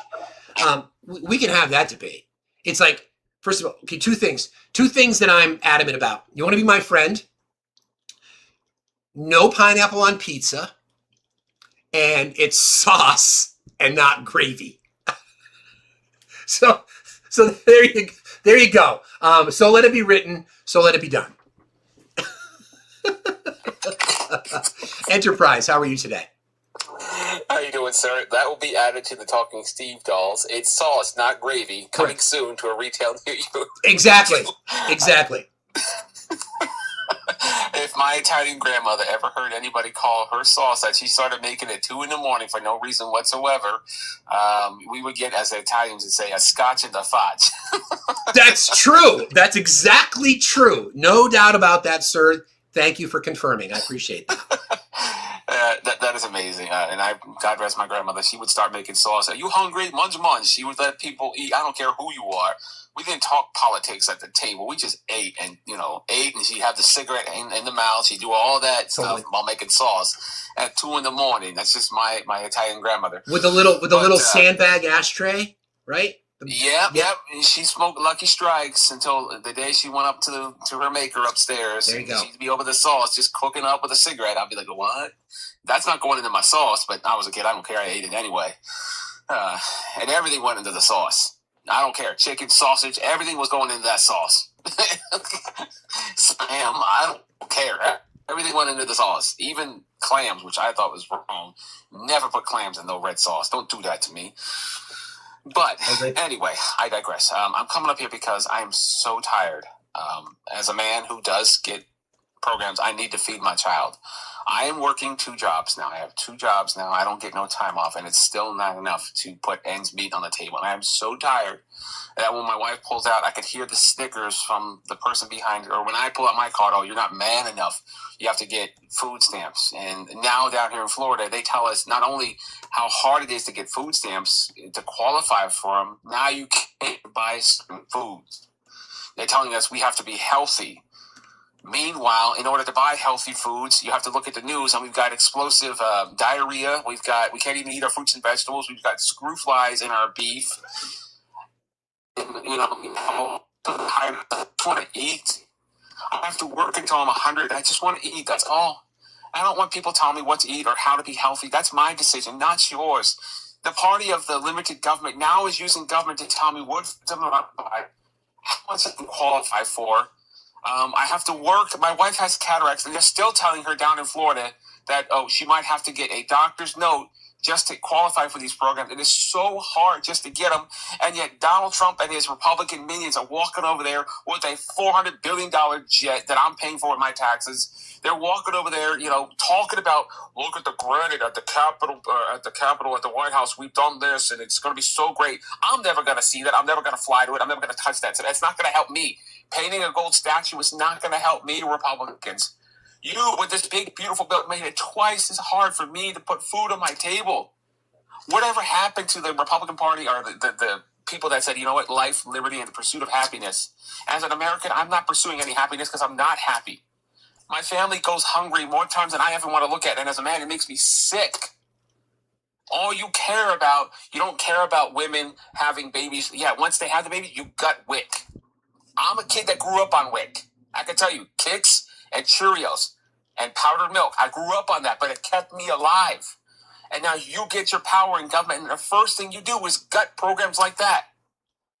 You're telling women, oh, you better give birth to that baby. We're going to be watching you. We're going to be investigating your medical files. Where's the freedom at in America? How is that defined now? Is it by how much money, how many dollar bills you got in your wallet? All I want to do is just go to work and eat, and I can't even do that in this kind of America. And the automatic response is, oh, get a better job, go do this. Don't you think I've tried? I'm not sitting here on my butt just saying, hey, you know what, just give me free food stamps. And I hate that when I get slammed in my face. You're getting free stuff. I'm not trying to get free stuff, but I do have to eat. It sucks when you go hungry. I've done it. You don't want to do it. Hunger pains are the worst thing you can go through. And I can't imagine that. You want that for a child. I don't know, Steve. What do we do now? Where are we going with this? Well, first of all, thank you for that. No notes. I know voting may not feel like it's enough for people, but that is certainly one thing that we can do. I know that people are suffering. I know people are struggling. I know people are trying to figure it out. I say that you turn. First of all, I don't think we're angry enough. I don't think white America is angry enough. I certainly don't think white men are angry enough in the right way. But we've got to rally.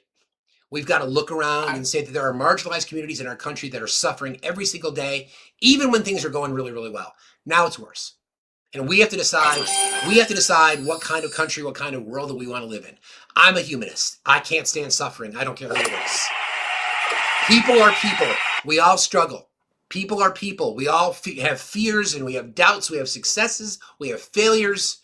So if we are literally in this together, then it can't just be 64% of our voting population voting. I agree.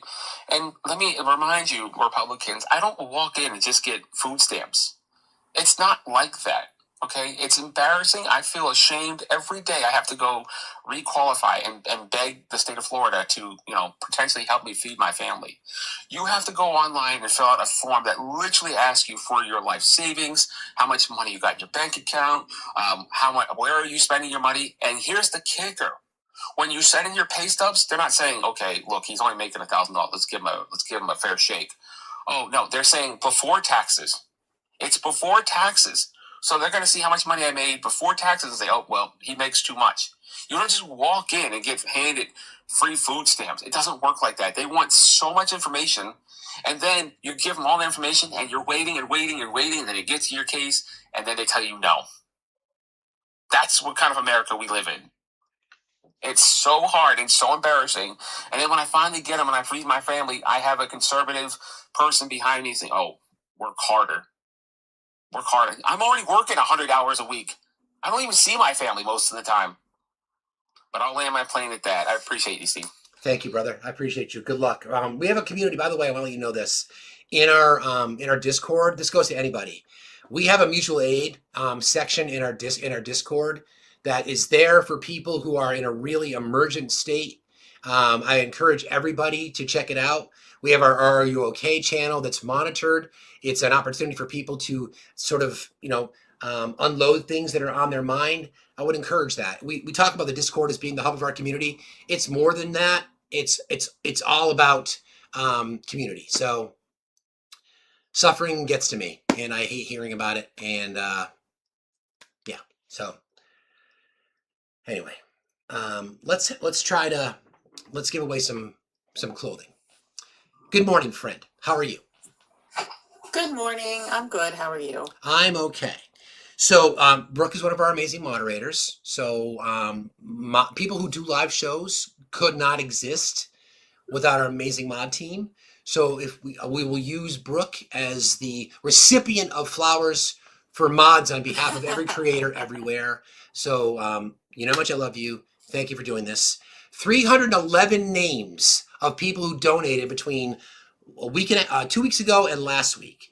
So what I decided to do is give everybody 20 entries into our contest. So we're going to do the random number generator. I've got everybody's name. It took me a long time to do it. Everybody's name connected to a number. And what Brooke is going to do is randomly generate numbers, and I will refer to the list, and we will award some merch. Are you ready? Now, you told me that you had 3,000 on your list. 311 times 3, yeah, well, roughly speaking, the math. 311 times 20. 311 times 20 is 6,220. Oh, I did the math wrong. So there you go. 6,220 entries. So that's 311 people times 20 entries for everybody who entered the contest. So let me turn my camera around. Yeah, So it's the math. You're right. That would not make sense. Yes. There you go. So there we go. I have because we can't do a wheel with that many numbers on it, we had to do a random number generator. So this is one that I found online. I've put in the lowest and the maximum. And are you ready? I'm ready. Let's roll. We're going to do this 3 times, friends. Here we go. Here's number 1. I love this. 2288. 2288. Okay, hang on one second here. 2288. That would be Daisy. Daisy donated $10 on Cash App. Daisy, I have your note of when you donated, so I will reach out to you. Congratulations, Daisy. Daisy, Cash App, you donated $20, I'm sorry. So that's the first winner. So what you'll win, anybody who wins this morning will win an item from the merch. Oh, those are great. An item from the merch store, and if interested, a co-hosting opportunity with yours truly. So congratulations, Daisy. Next. All right, here comes number 2. 2475. 2475. That's Melaine. I'm not sure if it's Melanie or Melaine, but it's Melaine. You donated $10 via Venmo. So that'd be Melaine, Melaine. That's, you donated $20 via Venmo. Congratulations to you. You definitely win merch. This is again for Daisy and for Melaine so far. It might be Melanie, I'm not sure, but it's spelled Melaine. And again, merch for you. And our last spin. So by the way, friends, this is anybody who donated via Cash App, PayPal, Venmo, or Super Chats on YouTube. All right, and here comes number 3. 4,035. Shifty Lincoln. That's awesome, dude. Shifty Lincoln donates a lot on Super Chats. So I'm not sure if we've gotten any other people that have watched us on YouTube, but Shifty Lincoln, $5 donation via a Super Chat on YouTube. Congratulations to Shifty Lincoln. I don't know if Shifty follows us on TikTok, but Tiff, maybe you can connect with Shifty Lincoln and get some information from them so that I can give them some merch as well. So congratulations to Daisy, Melaine, and Shifty Lincoln for contributing to the cause. We appreciate you guys so very, very, very much. And if any of the 3 of you, if you're watching today, are interested in co-hosting with me, you can do that as well. So that was fun. That might be a good way to do it. I like the random number generator.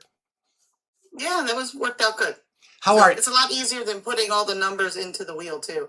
That's probably true. Yeah, all you got to do is pick one through the number. That's a good point. Right. That was a long list.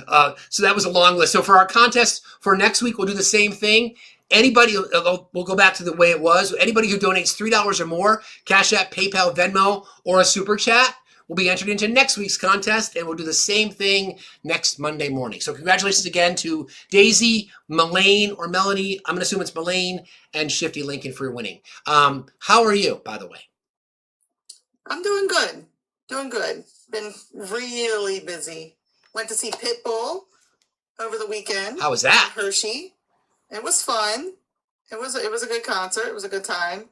Crazy number of people. So many people. I didn't realize that the bald caps were a thing, but it is a thing for people to wear white shirts, ties, and bald caps to his concerts. That's true. And yes, that was quite interesting. So, but I got to spend time with my daughter and her best friend from when she was 2 years old.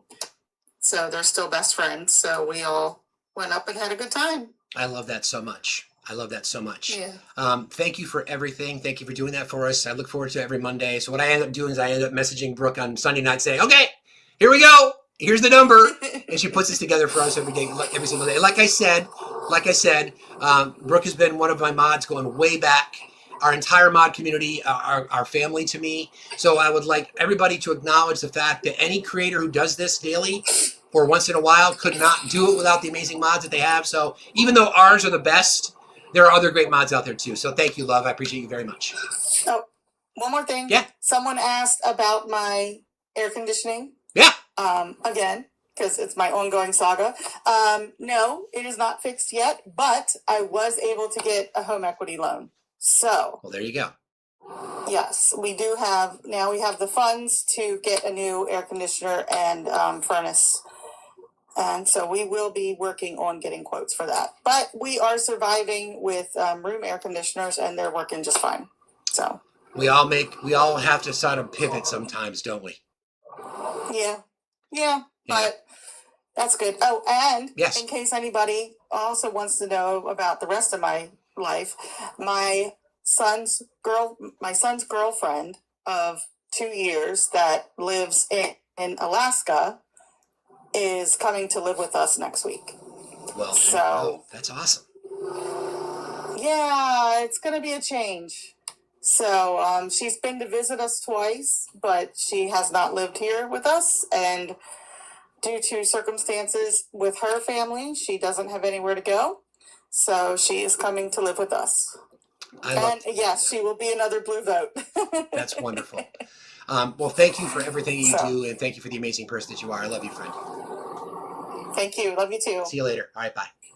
Bye. That's great. Congratulations again to Daisy, to Melaine, and to Shifty Lincoln for winning our contest that compiled 2 weeks. That's right. 311 times 20 would be 6,000. So, yeah, don't let me near anything significant when it comes to math or math in general. Good morning, Dibney. How are you today? I'm good. I just wanted to share a do something personal victory with you. Okay.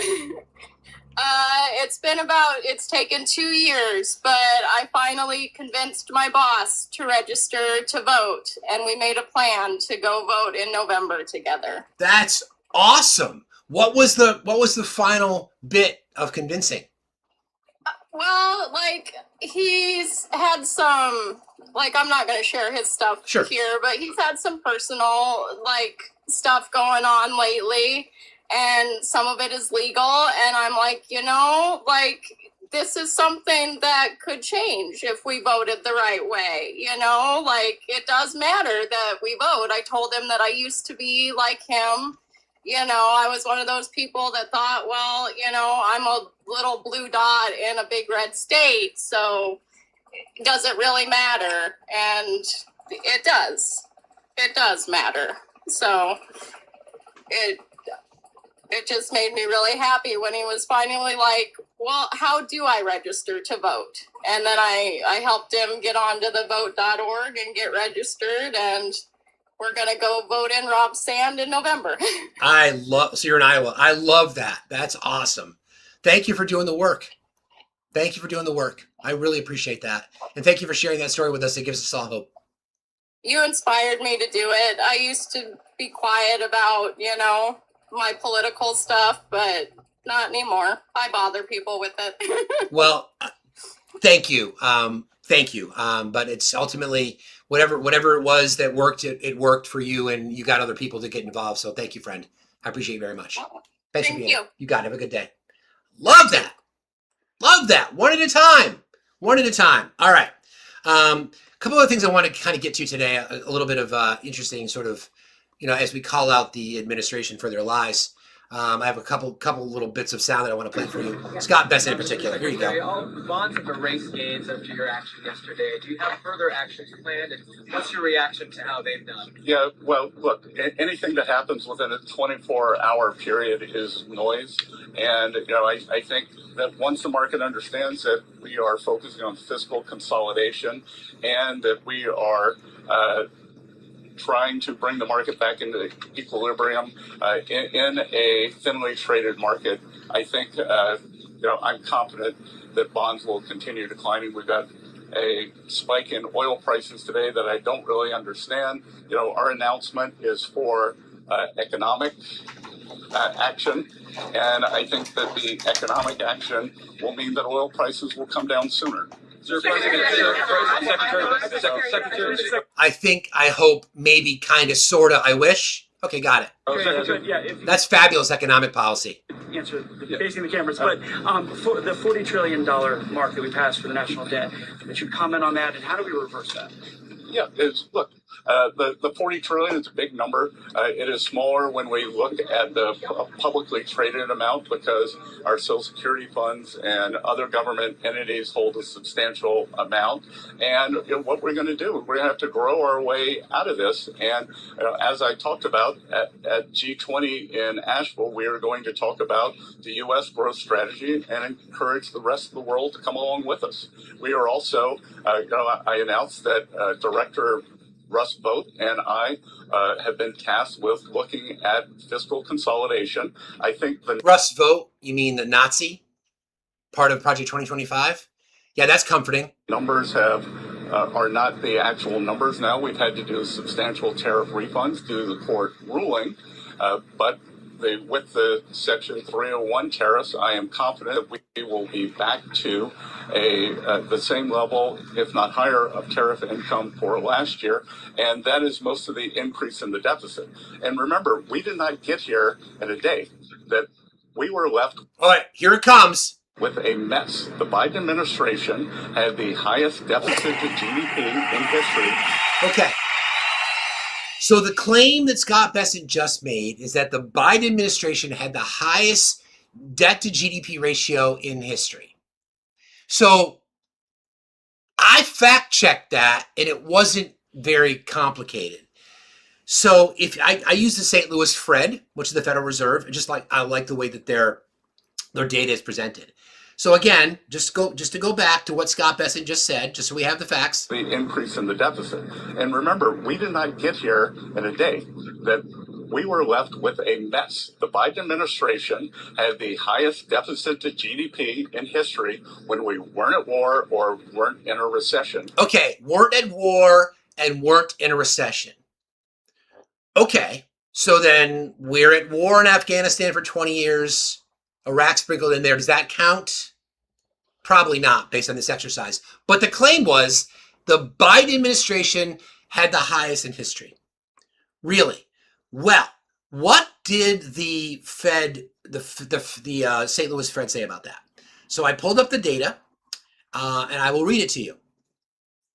Again, it's not that complicated to get your facts in order if you're willing to do a tiny little bit of work. So, in 2020, the debt to GDP, that's what he's talking about, the debt to GDP ratio in 2020. Friends, who was the president in 2020? We know the answer. That would be Donald Trump. The twice impeached, 4-time indicted, sexually abusing fraudster, convicted felon, name on a list, predator, racist, pedophile. In 2020, the debt to GDP ratio was 125.9%.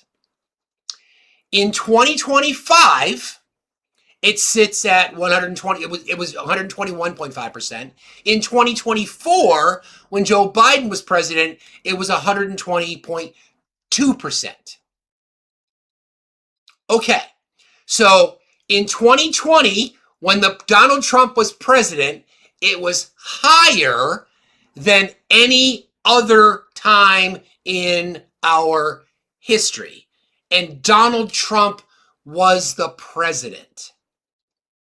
because 125.9 is higher than 121.5. Oh, and by the way, the 121.5 was also higher than it was at any point during the Biden presidency. So let's go back again to Scott Bessent explaining that to us. Last year, and that is most of the increase in the deficit. And remember, we did not get here in a day. That we were left with a mess. The Biden administration had the highest deficit to GDP in history when we weren't at war or weren't in a recession. For 2025, we brought it down by more than 1%. Okay, so then not only were you wrong and did you lie to the American people about the overall total, but you said you brought it down. Well, in 2024, it was 120.2%. In 2025, it was 121.5%. So I'm sorry, down is up, but 121.5 is 1.3% higher than 120.2. So there's that. So conservatives in the chat, many of you, can you accept the fact that Scott Bessent just lied to you about economic conditions? But wait, that's not all. Wait. This is Scott Bessent talking about jobs.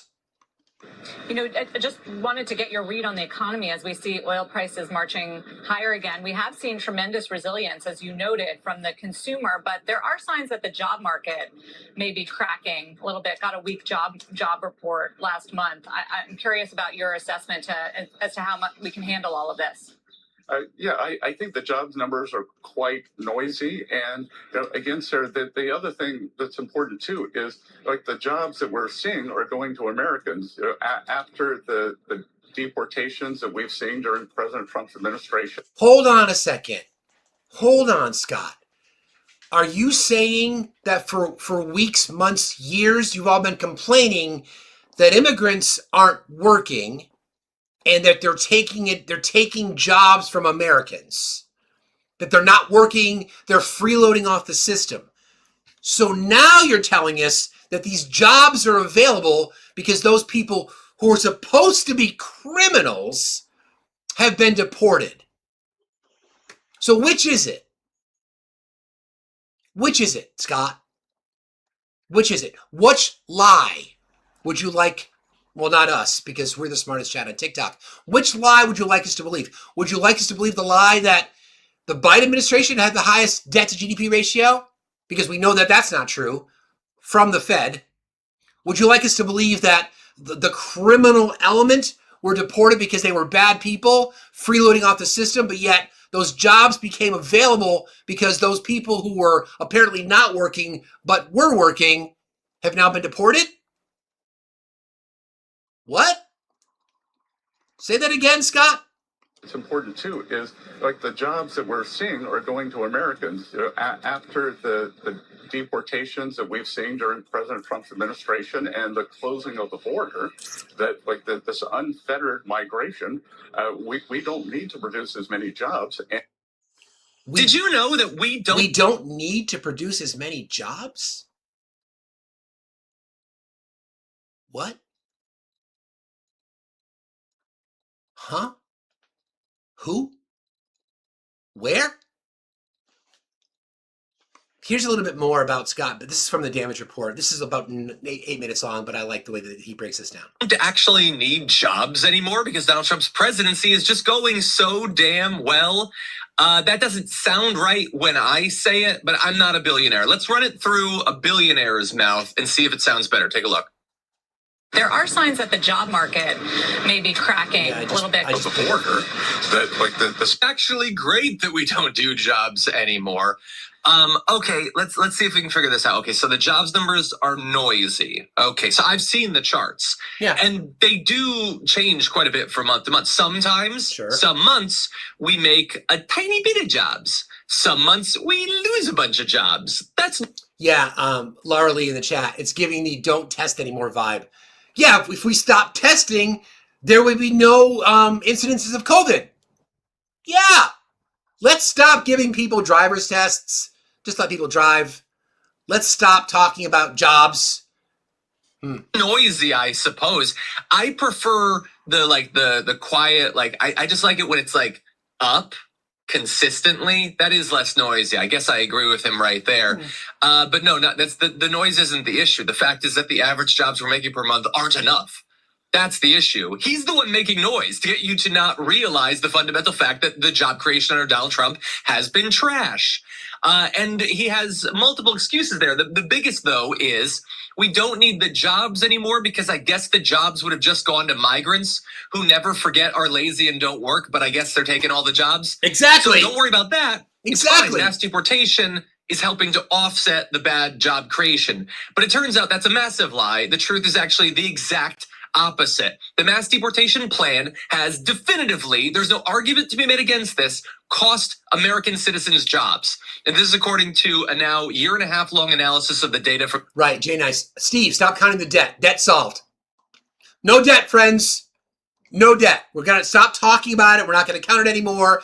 It's solved. From the Brookings Institution, they saw that across 86 surge cities, cities that ICE has made surges of arrests and have tried to do mass deportation, ICE made roughly 52,000 excess arrests. Yet each excess arrest, as a proxy for the broader enforcement shock, is associated with 13 jobs lost overall.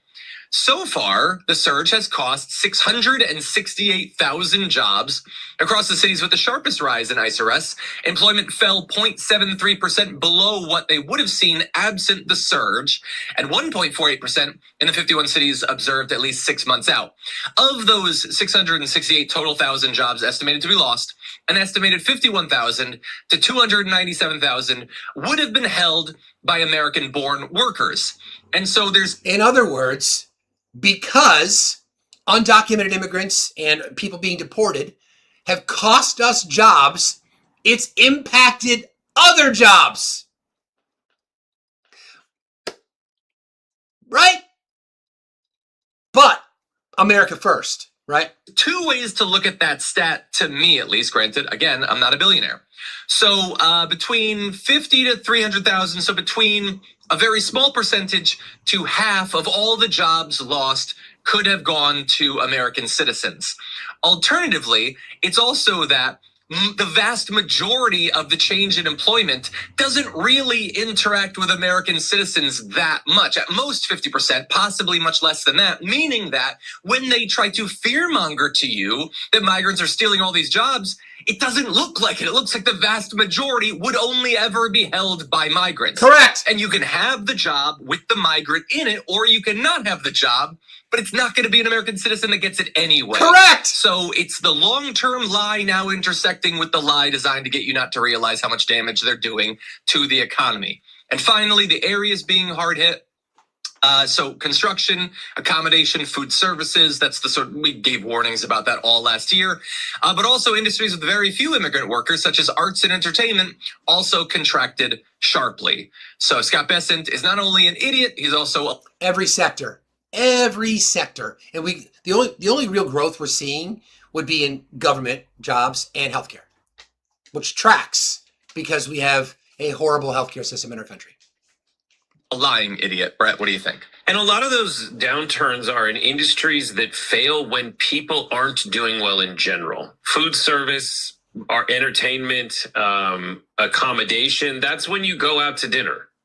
You go to a restaurant. People don't have money right now to go out to dinner because of the other stuff that Trump is doing to the economy, namely gas prices, making it so that all of my food now is contaminated, leaving less food out there, and the food now costs more. And then specifically, though, when you do make energy more expensive, so too, that's at a part of the supply chain where it makes everything more expensive because you need energy to do pretty much everything, every step of the way in getting the food, the services to the table.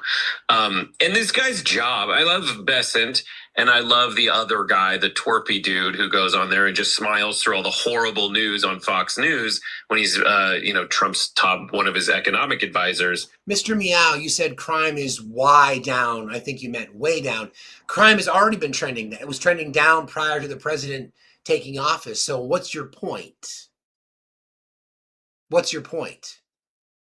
We know that the overwhelming majority of people that have been deported or detained don't have criminal records. The overwhelming majority. Now, if you want to address crime, then start arresting more white men, since we're the ones that commit the most of it. Just saying. Their job is just to seem confident, but they also need to tell us stuff that makes sense. These guys don't seem confident. They seem weird.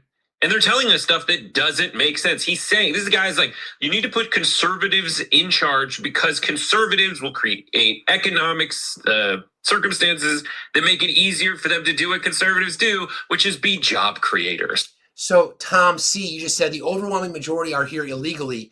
What's your point? No, that's not true either, Tom. So, Tom, here's a question for you, Tom. I want to see how you can answer this question. And chat, don't help him, please. Tom C., you and me.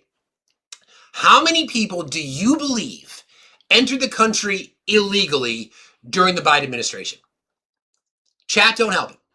Tom C., I'd like you to answer that question. How many people do you believe entered the country illegally during the Biden administration? Go ahead, Tom.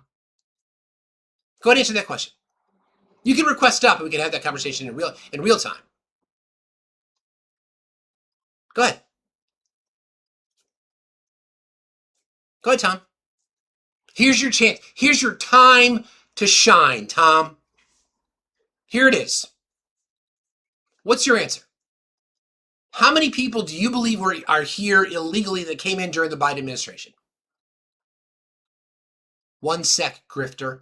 Friends, since Tom thinks I'm a grifter, then friends, grift away, please. Grift away. Light up my gift gallery. Donate to the Do Something Tour, Cash App, PayPal, Venmo. Grift away, friends. The juiciest gifts you've got that are available to you, please. Got some galaxies you want to throw my way? Got some fireworks you want to throw my way? Appreciate you all very much. That's beautiful. Thank you, Jen. Look at the beautiful garden. The garden grift. Love that. Total Border Encounters. That's an encounter, Tom. That's an encounter. Thank you for proving my point, Tom. That's an encounter. Do you know what an encounter is? It's not the question I asked you. I said, how many do you believe that entered the country illegally during the Biden administration? So in other words, Tom, shut the fuck up. Thanks for playing. And they're telling us... And friends, continue the grift, please. Continue the grift. I'd appreciate you all very much. They're not job creators. They're job market craterers. They're just making it all fall. The bottom's falling out, and it's becoming a much worse and quite untenable scenario for everyone. And they're doing stuff that like conservatives wouldn't do if they wanted to create jobs by their own accounts, like tariffs and all, and you know, wars that create uncertainty and chaos in the energy markets. Yeah. Well, those words do sound pretty similar, though, so that reassures me. You mentioned the tariffs. Remember, there was supposed to be at least some upside to the tariffs, which is that it would stimulate American manufacturing and that sort of thing. That's one argument that could be made for it. That's sort of what Donald Trump is focusing on when he tries to explain what's going on with jobs. Take a look. It was announced that manufacturing is exploding at the fastest pace in many years. Nobody thought this would ever happen again. Yeah, now people generally use that term colloquially. It's exploding, like it's growing. I think he's just being literal. I think that it's actually exploding. I think it's blowing up and it's gone. Because when you actually look at manufacturing employment, so take a look at this chart. So the very tail end of the chart on the right would be the most recent data. It is manufacturing employment is growing this year, but remains well below post-pandemic highs. So yes, manufacturing jobs have grown, but we were in a manufacturing recession under the previous administration, that being the Trump administration. So again, miss me with your fucking bullshit. Kind of curling up slightly. Is that the explosion that he's bragging about? I mean, what is it up? 0.1%. It's still lower than it was during the Biden administration, but down is up. Or something. That's what you're bragging about. So look, you can see the left-hand side. Obviously, manufacturing suffered during the initial stages of the pandemic. Then it started to go up, and it sort of stagnated. So sort of even 2023 to 2024, it's staying the same. It got worse, once Donald Trump got elected, but it was fairly stagnant. That's the frustration that people have. But now Donald Trump is taking even lower levels of stagnation and trying to get us to please clap for him for that. That's not gonna work, dude. I get that, they're never gonna own up to it, Brett. It's just excuses, it's just lies. And we're not surprised by that. We're not really surprised by the policy. We're not surprised by the lies. The one good thing that we have going for it is that people are actually paying attention and they see it. They're not being distracted away from, the terrible state of the economy because of maybe the war or immigration or... This podcast is called The Damage Report. Sophie Cunningham pointing or whatever. That sort of stuff isn't working to get them to not realize what's truly going on behind the scenes. Any final thoughts? Listen, if you look at when COVID happened on that chart, it makes sense. When you see the recovery in manufacturing jobs after COVID happened, it makes sense. To see it go down, going into 2025. Keep in mind, this is something that MAGA never wants to talk about, that we were heading pre-COVID. This is before COVID had hit our shores. We were heading towards a manufacturing recession, losing manufacturing jobs. Because why? Smartest chat on TikTok. Why were we losing manufacturing jobs in the first Trump administration prior to COVID? You're the smartest chat on TikTok. You know the answer. Why? Why? Tariffs. One of the biggest reasons that we were losing, exactly, Laverne, we were losing manufacturing jobs prior to COVID was because of tariffs. You think about Carrier air conditioner, Harley Davidson brought that, the wood industry, right? The lumber industry, the furniture industry. Well, Tom, listen, this is how this is going to work, Tom. You can either request up and have that conversation with me like an adult, or my mods will send you to the corner with your dunce cap on. So you have a choice. You've got 30 seconds to decide. Okay? Thanks for playing. Point being, in this little summary, the economic conditions that we are in is a result of the president's economic policies driven by Project 2025. Enrich the people at the top, diminish the people at the bottom. Enrich those at the top, diminish people at the bottom. And we still have conservatives that are defending it. Why? Why are you defending that? I'd like to know. I'd like to know why. You claim that immigrants don't work, and yet Scott Besson tells you that the jobs that they were in, that they've been deported, are now going to American citizens. But that didn't happen, did it? No, it didn't. Good try, though. Good try. Got a lot of folks in their guest box. Can you do me a status check, friends? Just check your box status. If you're in my box and you want to be there, then stay there. Tom C, I'm the coward. You don't want to request in the box. Okay, here, Tom C. See, you have your invites turned off, but I'm the coward. You could easily just hit the request button and come up to talk, but you won't. But I'm the coward. Defend your position, Tom. That's all we're asking. Come on up. Come on up, Tom. You won't do it, though, will you? Yeah, didn't think so. That's fine. I wouldn't either if I were you. It's difficult to defend your position. Yeah, you're defending it from the cheap seats because you don't want to be called out. I get it. That's fine, Dean. I don't mind you invading my box. It's totally fine. And then Tom gets muted. Hashtag Free Francis. Free Francis, free Missy, save the manatees.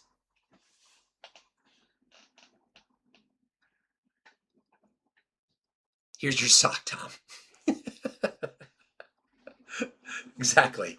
Okay, I'm cruising through the box here to see if there's anybody else that's still requested.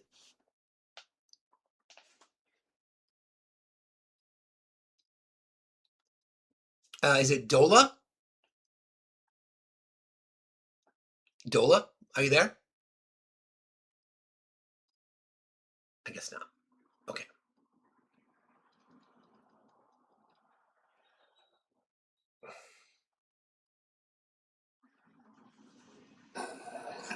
I love you. How are you today? I love you back. What's on your mind? I just wanted really quick for Enterprise and anybody else who has an EBT card and is sick of those looks and the judgment and nonsense. They have these things called credit card stickers or credit card skins. I have several. I have one that's like a dragon, one that looks like Monopoly money. They cover the front of your card, and they have some that will cover the back too, but it leaves the chip free and it leaves the magnetic strip free so that nobody can tell where you're banking or what card you're using. It's a great idea. That's a great idea. So, it's unfortunate that we have to be in that position, that Enterprise and others are in that position, but that's a great idea. Yeah, I've been there. Thank you. Thank you for that, friend. I appreciate it. Thought I'd let everybody know. Love you, Steve. Love you more. See you later. Take care. Bye. Want to thank Amy Lee. Appreciate you, my love, for your $3 donation to do something to her. Love you and the team. We love you back. Courtney, for your $6 donation on Venmo. We are all on the decoy plane. Indeed, we are. And then Diana, for your $9, grifting away. Yes, continue to grift, friends. Let's piss off the conservatives like we've never pissed them off before. Also want to thank you to, I got those from yesterday. That's Carrie. Got those from yesterday. Thank you, guys. I appreciate that. We do need a fax custom credit card skin. I love that idea. It's a great idea. That's a fabulous idea. Don't forget about items in the merch store. Don't forget Fax HQ. That's where you can find the merch store, or faxtomatter.site directly. All those links are in my bio. I agree, Kipper. And remember, Jen is going to, I will get the link from her merch store and put it in our link tree so that you can get access to the Bitch Boy calendar, to the mug. Proceeds, by the way, I'll go to benefit the Do Something tour. So there you go. Give me the peace, boys, and grift away. Yes, exactly. Exactly. Okay. I found this little clip from, I think it's necessary to kind of remind us of statements made years ago and the prediction of the future. Was it The Newsroom with Jeff Daniels? Love that show. Even though the show was, I think this episode aired like 14 years ago. I just wanted to play it again because I think it's cool. I think it's relevant. And then we're going to focus the last hour of our show probably on Bitch Boy, because he's been bad and we need to make sure that we're not allowing him to get away with his bullshit. So this is from The Newsroom, from an episode from 2012. It's the famous scene at the beginning of the season, but I want to play it for you because it's important. The greatest country in the world.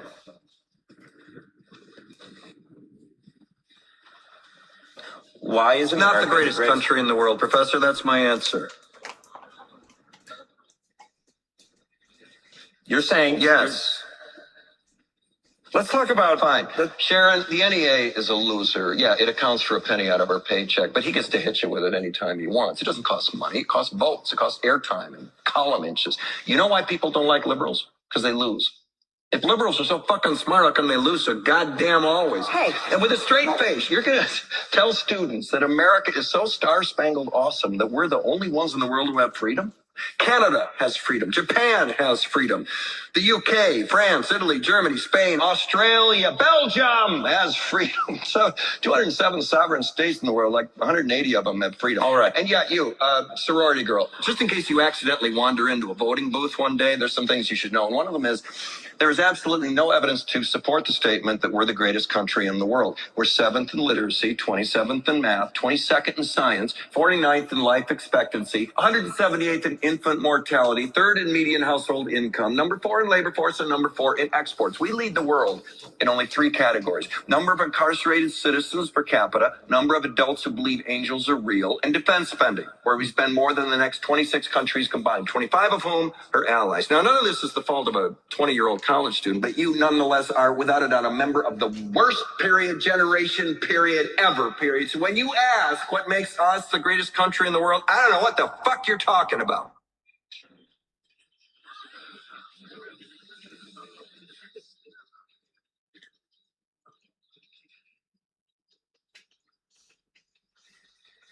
Sure used to be.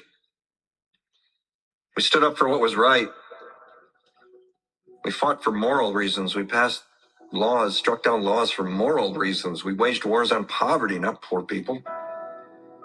We sacrificed. We cared about our neighbors. We put our money where our mouths were, and we never beat our chest. We built great big things, made ungodly technological advances, explored the universe, cured disease, and we cultivated the world's greatest artists and the world's greatest economy. We reached for the stars,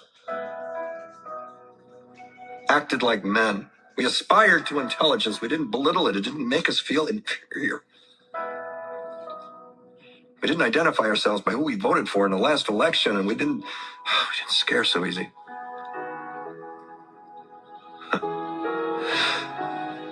We were able to be all these things and do all these things because we were informed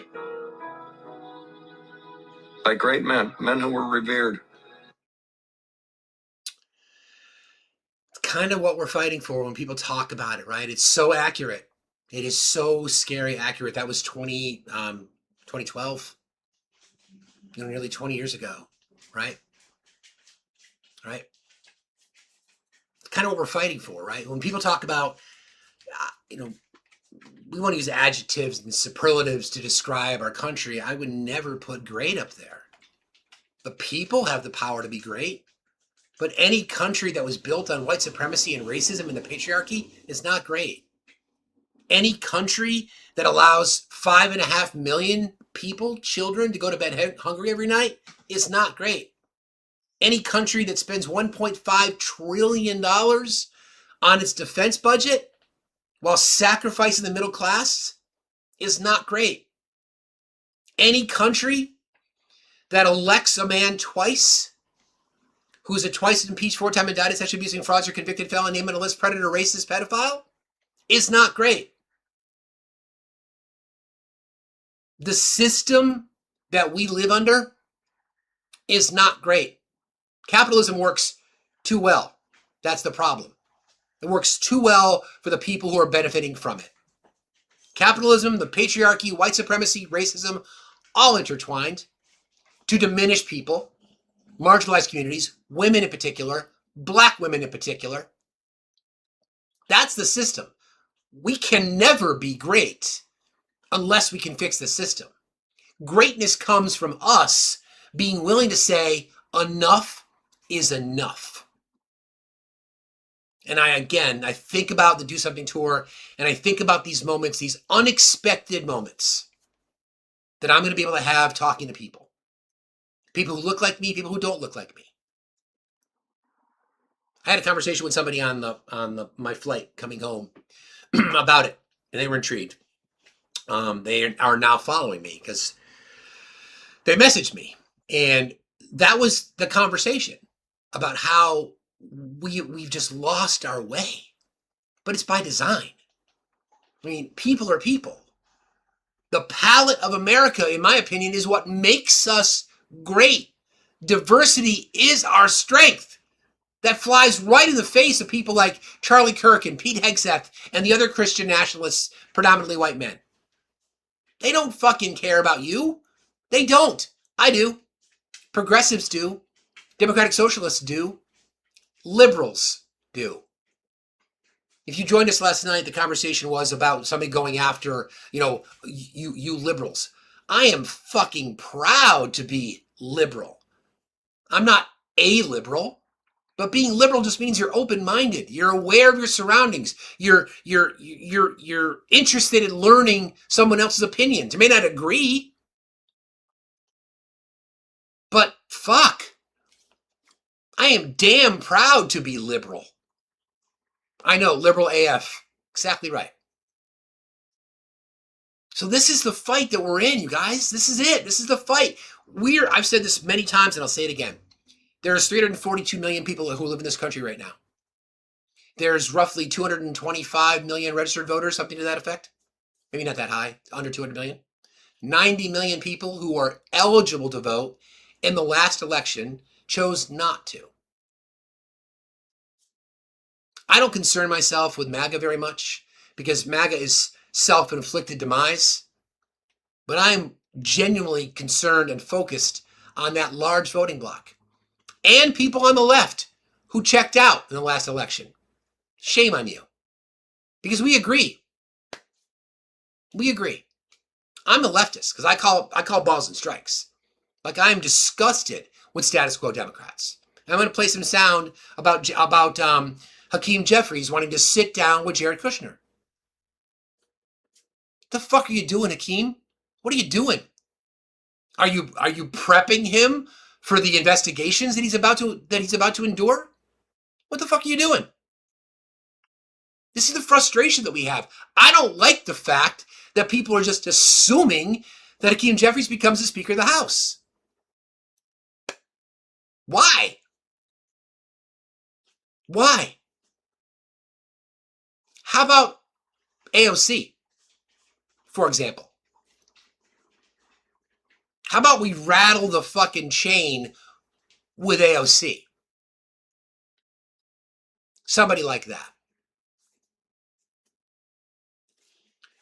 So, the story that I'm going to share with you about this meeting with Jared Kushner and Hakeem Jeffries was addressed over the weekend. A reaction to some breaking news that we woke up to this morning from the New York Times, Maggie Haberman and Andy Carney, that Leader Jeffries and Jared Kushner met privately. The meeting was to discuss potential areas of common ground. This was according to 5 people with knowledge of the meeting. And its timing underscored that those around Mr. Trump were well aware of the likelihood of a Democratic-led House and trying to foster as much of a working relationship as possible before any change. What's your reaction to Leader Jeffries taking a meeting with Jared Kushner, and do you think that a meeting around trying to work together is the message that Democrats should be taking into the November midterms, that they're going? First of all, I'll answer for you. I don't want to work with the president. I don't. I want to obstruct it from day fucking one. The day that the new Congress is sworn in, January 6th of 2027, I want to put the giant fucking stop sign up. That's what I want to do. I don't want to confirm any of his cabinet picks, any judges, none of it. None of it. None of it. Going to try to work with this administration if you all do take back the majority. So Jared Kushner does not work for the administration, just to throw that out there. But although in all practical senses, he technically doesn't work for them, but he is leading some of Donald Trump's top initiatives right now. Well, I think undoubtedly Jared Kushner will be a subject of Democratic investigations. While he is making huge investment deals in the Middle East, he is the president's Middle East envoy. Blatant conflict of interest. I think that meeting highlights the situation that we're in, where you might be investigating somebody one day, and then if the Trump administration is willing to work with us to bring down costs for the American people, we can partner with them to do that. The reality, I think, is Donald Trump's not interested in that. We saw that with the Road to Housing Act that will bring down housing costs. He couldn't even bring himself to pick up the... Think about that. A bipartisan bill, massive support from Republicans and Democrats in both chambers, passed, that would have lowered the cost of housing for American people. The president could have just signed it, but nope, couldn't do that. Pen to sign the bill, that's how little he cared. So I'm not optimistic that President Trump and his administration will want to do that. If they want to do that, great, let's do it. So you don't take the meeting as a sign that Democrats are going to use kitty gloves on Jared Kushner? Absolutely not. I promise you we will not use kitty gloves on Jared Kushner or anyone else involved in the corruption. Okay, but then why meet with him? Why? Why even give him a heads up? Why? Why Jared Kushner? He's not even a government official. Why? Now, I get the potential historical appointment of Hakeem Jeffries as Speaker of the House. I get that. I get that. But aren't we trying to make a difference here? Aren't we trying to say enough of the fucking status quo? Isn't that what we're doing? Don't forget, Hakeem Jeffries just came out a week and a half ago and he said he didn't advocate for Medicare for all. What the fuck? What are we doing? What are we doing? Are you kidding me? Are you kidding me? Effective congressman? Sure. Can raise money? Sure. If I was in New York, he's in my district, would I vote for him? Absolutely. Because I have a better shot at trying to change things up in government with him in there, but not as speaker. No.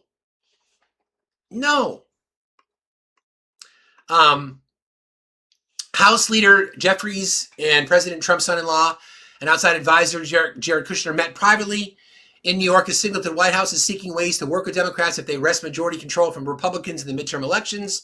The meeting, first reported by the New York Times, touched on issues ranging from housing, immigration, to the high cost of living. People in the United States are struggling under inflationary prices that Democrats blame on Republicans, alongside Trump for failing to get under control. Kushner suggested that Jeffries, who was in line to become House Speaker if Democrats regain power, will meet with the White House Chief of Staff, Susie Wiles, as a follow-up. Maybe? Jeffries, in a statement Sunday, did not mention the private conversation, but said the Republican administration needed to drop the GOP's my way or the highway approach that has failed the American people. Quote, to stop the madness, we have repeatedly made clear that an extremist approach will not work and will be met with forceful opposition, the New York congressman said. The question is whether Republicans will join us. The meeting shows the depth of Republican Party angst over losing their congressional majority, particularly in the House, and the need to make inroads with the opposing party as the White House seeks to stem any potential political fallout on the presidents. If Democrats retake power, the White House can expect an aggressive oversight agenda into what Jeffries calls the crooks in the administration, with the threat of impeachment among the many tools at the party's disposal. Sure, let's go. Let's go. Every fucking one of them dragged in front of congressional hearings. Everyone. Hi, brother. Oh, 5 friend. minutes, brother, please. 3 minutes. I'm sorry, friend. Can't do it.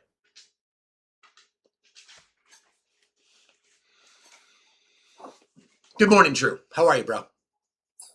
I'm good, man. You know, I hate to say it, but I wonder if it's time to start following the money with Hakeem. Well, I mean, see, he got an influx from the Kushner Foundation. He does. He gets a lot of AIPAC money, no doubt about it. Unfortunately, that's a situation. We need progressives and moderate Democrats to work together to get rid of that shit. I will remind people, 100 Democrats voted against additional defense spending for Israel a few weeks back. That's fucking huge. That means status quo Democrats are finally listening to the progressive left. And you know, but Steve, don't be alarmed, because the Democrats have us in control. You know, they're tackling this corruption thing. You know, they sent a 24-page letter to President Trump, so it's all going to be taken care of. That's fine. Yeah, we stop talking about the debt; it will disappear. 24-page letter will solve all of our problems. Now, I wanted to ask you real quick. I kind of jumping back to the topic at the beginning of the show. Yeah.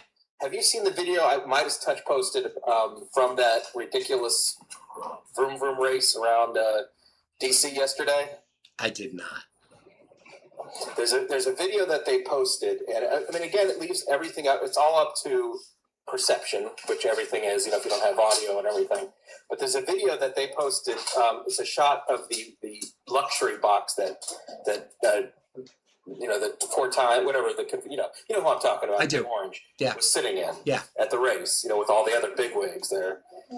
But apparently, you know, Melania was there with him. Now, the moment that Ms. Harp walks into the box, Melania gets up and leaves. It's a video showing her kind of, you want to say, storming off, whatever.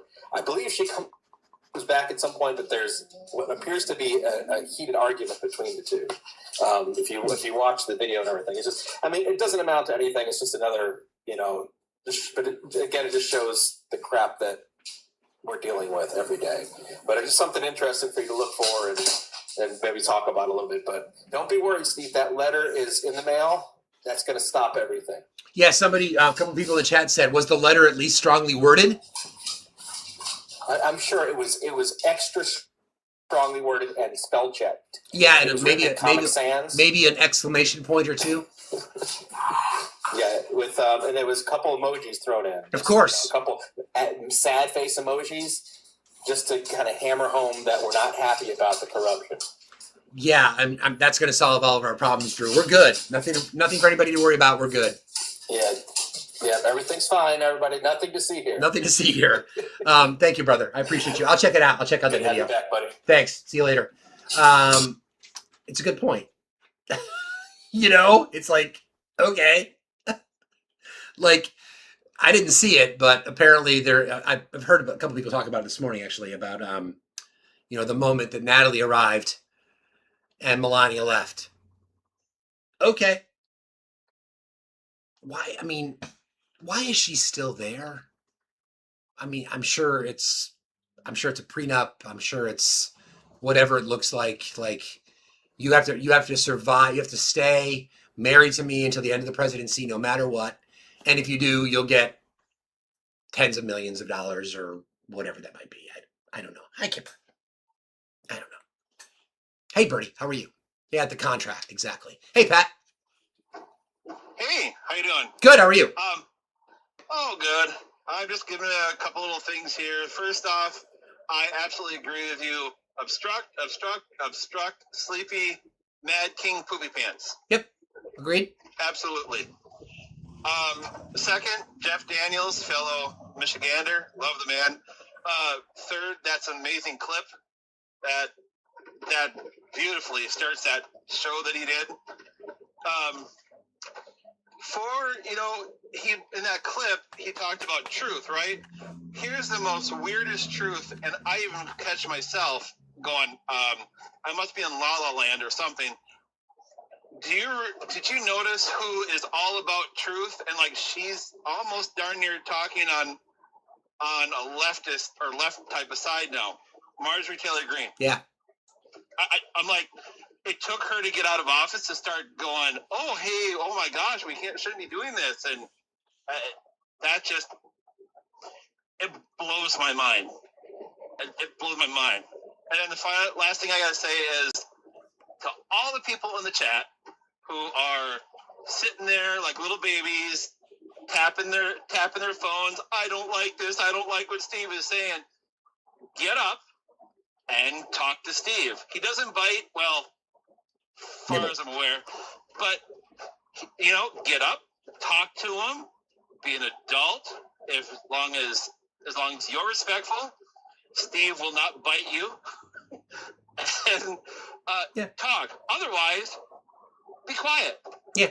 You have no room to say anything if you have no. I am just a simple truck driver, but you see, I come up on. Well, I've been coming up regularly, maybe once a day or every other day, and I talk to Steve. Steve's a good guy. Get up and talk to him. If you're that mad about something he's saying, talk to the man, for Christ's sake. Don't just sit there in the comments like little babies. That's all I got for you today, Steve. I appreciate you, Pat. Thank you very much for saying that, bro. I appreciate that. Yeah, I don't bite. I just nibble. I literally just nibble. It's just like a little, just a little bite, just to leave a little mark. Nothing, no big deal. Thank you for sending me. This is Joel Webbin. Thank you for sending me this, Jen. I think I might have played this before, but I will remind people again, because it's the same theme. People are people, unless you are a woman, a member of any marginalized community, Black, Brown, Indigenous, member of the trans community, LGBTQIA, the disabled community, the poor community, anybody, unless you are a white Christian male, then you don't count in our country. And Joel Webbin wants to remind everybody of that. So here you go. Don't shoot the messenger. I see it as our household vote, and that half of my vote was stolen from me in women's suffrage. And so my wife votes, but she votes alongside me. Correct. She votes my vote because what she's doing is, as a woman who fears the Lord and as a submissive wife, she's saying, evil men stole half of your vote and gave it to me, and I'm giving it back. I see. Well, that's nice. Interesting, though. He advocates for one vote per household, but his wife votes. These are the people that are influencing policy. These are the leading voices in the radical extremist right. These people are fucking nuts. Queens, they are coming for you. You don't need me to tell you that. I'm just here to remind you. White America, are we finally going to stand up? Are we finally going to stand up? Maybe at some point. That was Joel Webbin, who's another Christian nationalist fuck who doesn't give a shit about anything but himself and his agenda. Good morning, Heather. Hey, Steve. How are you? I'm good. How you doing? Oh, I've been better. I'm sick. I have strep throat. Oh, goodness. Oof, that's the worst. Yeah, my kids at my school are trying to kill me. I'm sorry.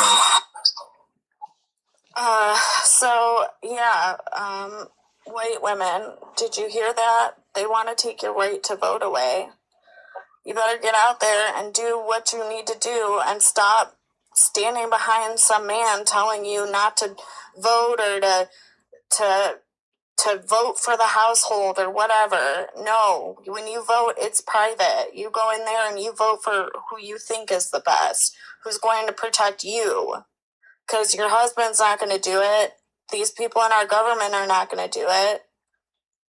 I'm so sick of it. I'm so sick of men trying to take over everything for women. You know, I don't know if you've been paying attention at all to the Lindsay Clancy trial. I have. But watching that guy up there trying to explain postpartum that can only happen in quote-unquote 4 weeks after giving birth is just crazy. I'm so sick of these men. They don't know anything about women, about our bodies, about anything. And then you got white women who want to also support that, who also want to support that, you know, having men controlling things. And I just want to know, what's wrong with you? What's wrong with you? Why do you want to give up your right to vote?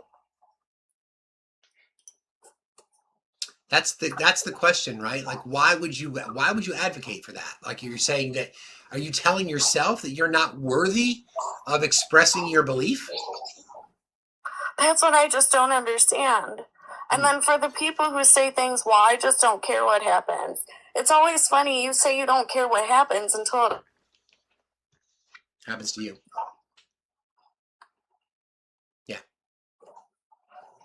It's just, I don't know. I don't feel good, so I'm not a lot of words today, but I'm just it's just so upsetting. It's so upsetting. White women need to do better. Yeah. Thank you for saying that, Heather. Feel better, okay? Thanks, I'm trying. I know. I'll talk to you later. Right. It's a great point. I mean, there's only so many groups that I can speak to. I'll try to talk to everybody, but white men, you're on blast coming from me. You hear it every single day. Fucking do better. Do better. And white women from Heather.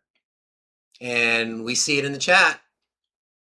Got a lot of work to do. Queens, I love you. I care about you. I want your lives better. I really do. I can't vote for you. I can't stand up to that level of misogyny and patriarchy that has just dominated your life.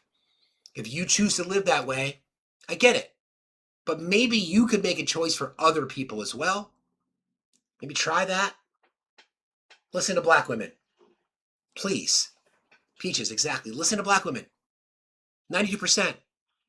You find me a demographic group in our country since the formation of our country that's been under more threats every single day than black women. Find me one. I challenge you. Find me one. And yet 92% say this group, the Democrats, are much better for my life than anything on the right. 92%. I've said this before. I've watched Erica and Mia and Covey and Nichelle and some amazing black women I've got to know that I consider my friends. Just hear them just get the worst things said to them. Horrible. Just absolutely disgusting, vile things said to them and about them. And yet I know those women, and they would vote for the person that said that to have health care, to make sure that their children have access to a high quality education. And then they would do it again. And yet there are entitled white men and white women that can't bring themselves to do the same thing? Seriously.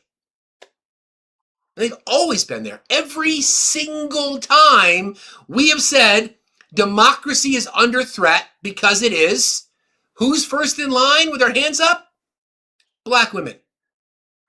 So when the fuck are the rest of us going to realize that and get out of our own entitled little fucking bubble that was built for us and start doing the same?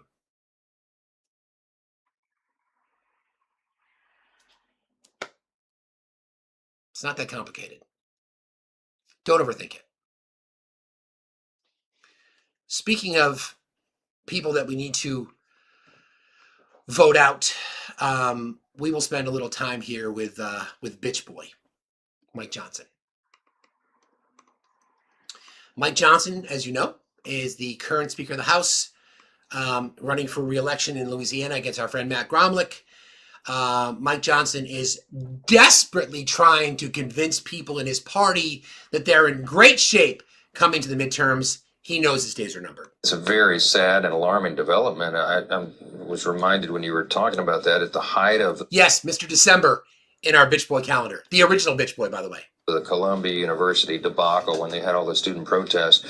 This guy and I, Mike Lawler and I and a couple of colleagues went right into the center of that protest and called out with moral clarity why that was wrong and why it was a dangerous trend. You had Jewish students who were being told not to come to class for fear of their lives.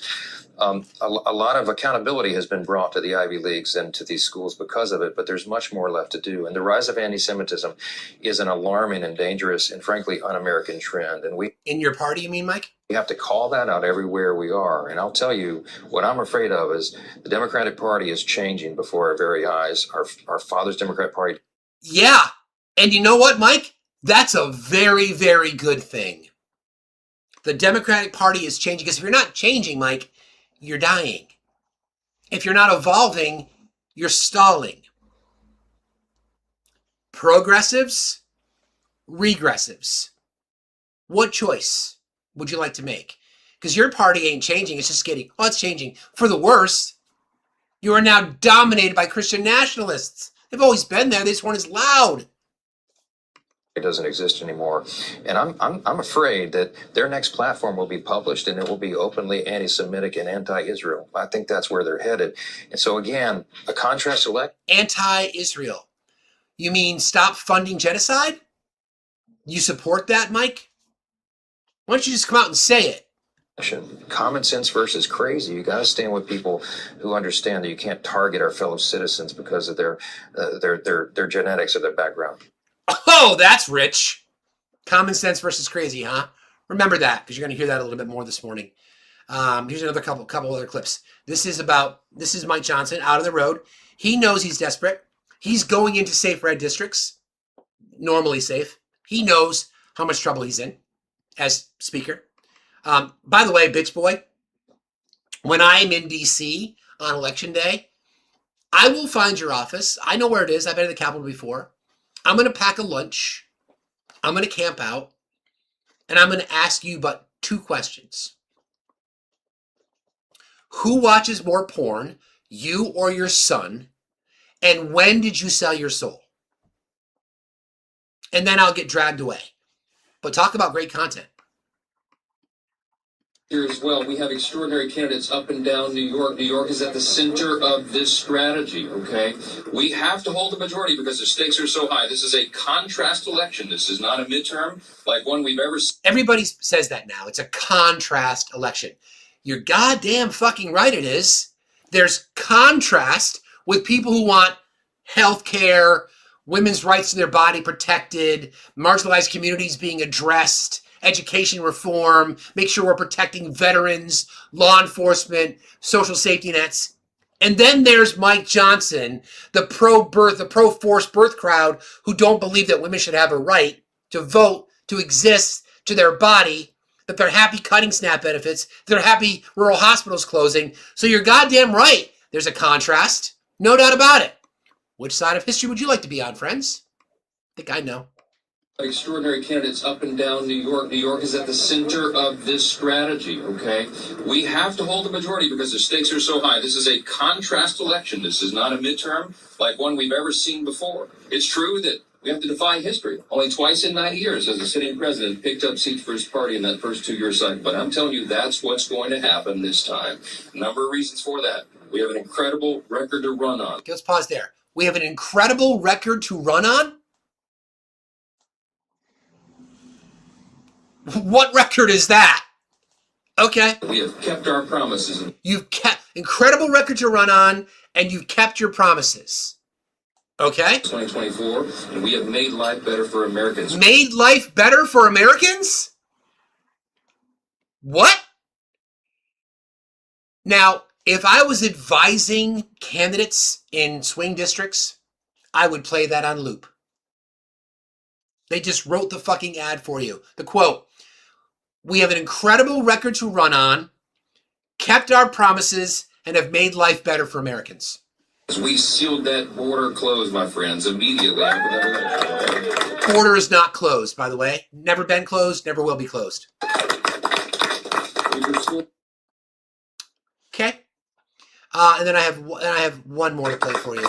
That was this is hilarious. And then Mike Johnson out with his buddy Mike Lawler. Mike Lawler, who is in the political fight of his life in New York, likely to lose his seat. But again, this is Mike Johnson out talking to the press. Actually interviewed you over in Rockland County, and you told me that you're going to address SALT in the tax negotiations. There's a little bit of consternation during those negotiations, and one time the president wasn't too thrilled with the congressman here. I'm curious, do you SALT would be state and local taxes. It's a tax break that used to be advantageous for people. Have any regrets now that you realize sort of how instrumental the SALT legislation is going to be in the congressman's, appeal for re-election? Well, this guy fought like a warrior poet to get that. Mike Lawler. Mike Lawler fought like a warrior poet? Is he fucking William Wallace? I'm going to pick a fight. You'll never take our freedom! So we're now comparing Mike Lawler to fucking William Wallace? A warrior poet? Do you think he goes back to his room afterwards and said, man, that was bad? Like, warrior poet? Whoa. Done. In fact, we told a joke to a big ballroom full of supporters today that the president now calls him Mr. Salt. Okay? But he was able to help us guide that through. It was a divisive issue because in the deep red states in the South, they're obviously not big fans of that. But his word led to a quadrupling of the SALT deduction, as you know, and huge win for New York and New Jersey and other states. It's his legislative acumen that allowed that big win for the people here. And I know they're going to reward him on that for that on election day. So we're excited about Mike Lawler getting another term in Congress. He certainly earned it. Is he going to go back to his district and say that you've kept your promises, that you've delivered for the American people, and that Americans' lives are better since? Good luck. New Yorkers don't buy that fucking bullshit. Hello, Jen. Hey. Hey. I just wanted to say something about Bitch Boy's comments on anti-Semitism. Yeah. So I think everybody knows that I'm a very proud Jewish woman, and I'm not a Zionist.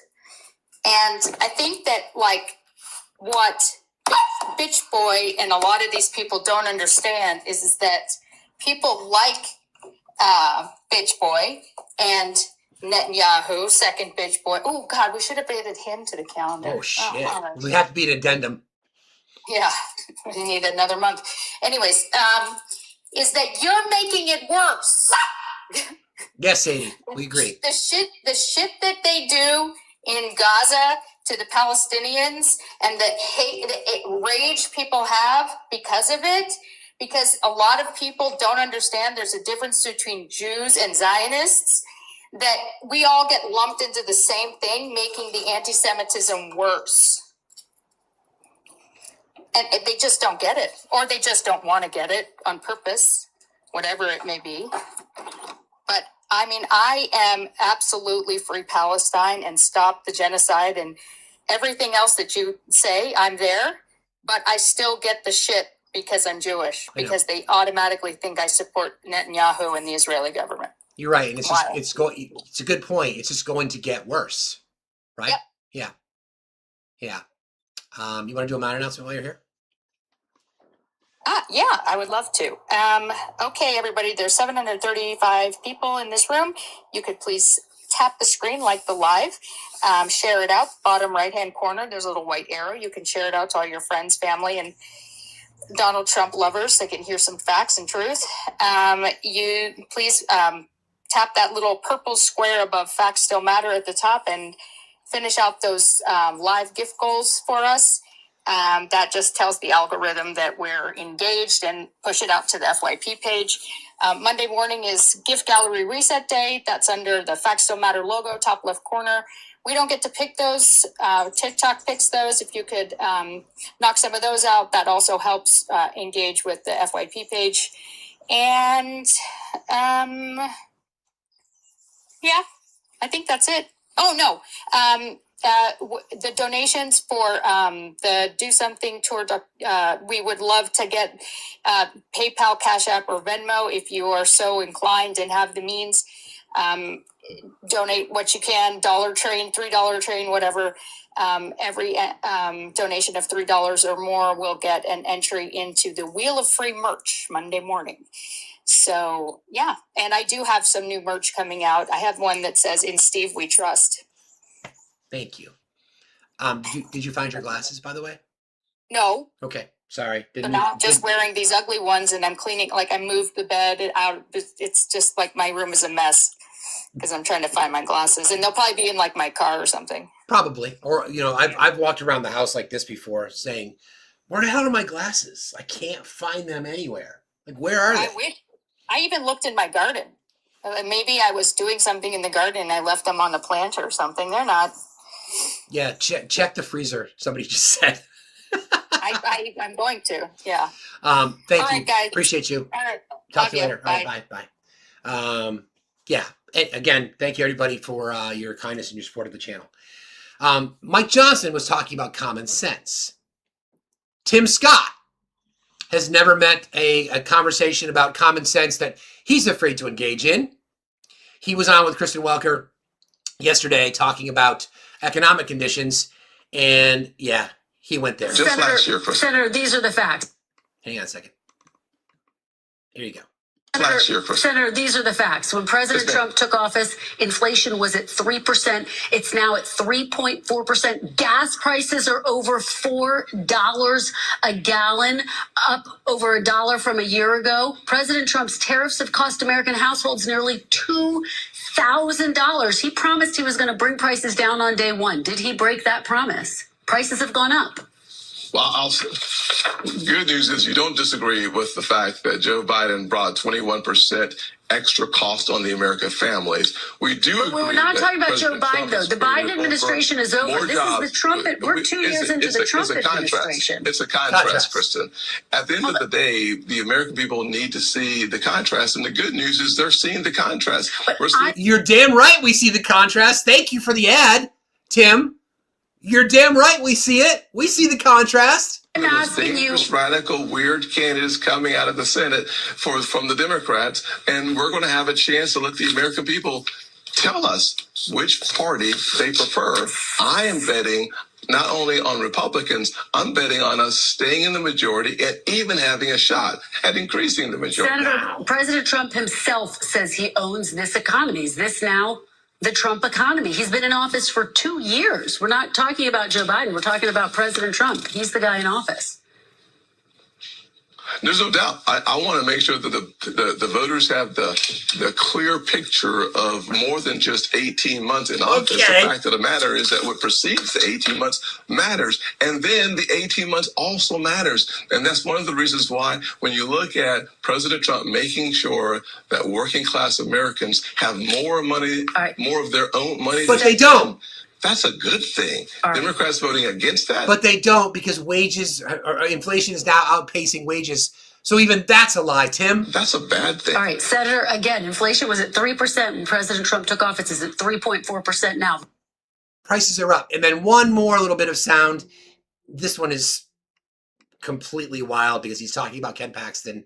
Buckle up for this. This is nuts. Believes that raising taxes will help people in Iowa meet their needs. Let's talk about out of step. Let's talk about some of these states that you just raised. Let's start in Texas. Democrat James Tallarico, as you just said, facing off against Ken Paxton. Paxton has faced allegations of bribery, fraud, abuse of power. He was impeached by his own party.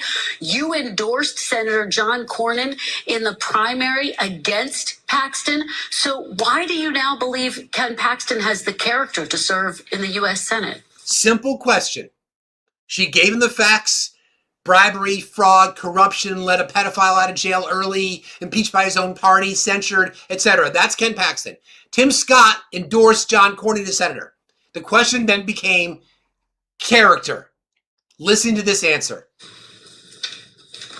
Well, I can tell you this. What we know with great clarity is that James Tallarico does not have the character to serve in the United States Senate, nor does he have the right position on the issues that Texans care most about. I'll say it very clearly, and I'll say it again. So what are we saying? That Texans care about bribery, corruption, letting pedophiles out of jail early, and being impeached by his own party?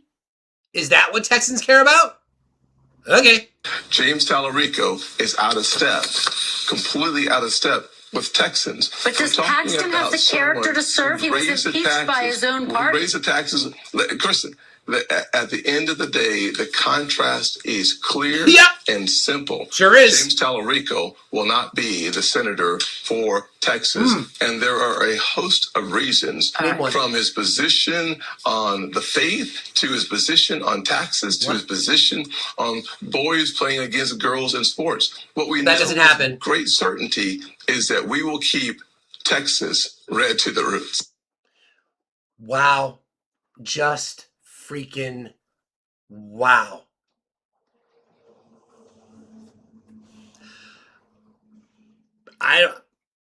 Okay, if it's a contrast election that you claim, and it's about character,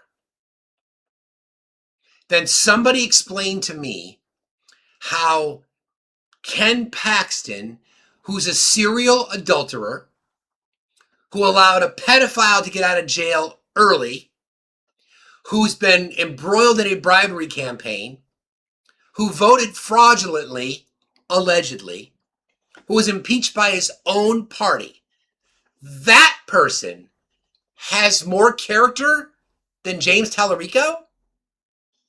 The guy who studied in the seminary? The guy that wants health care for people? Okay. Notice we're going to. It's good to know.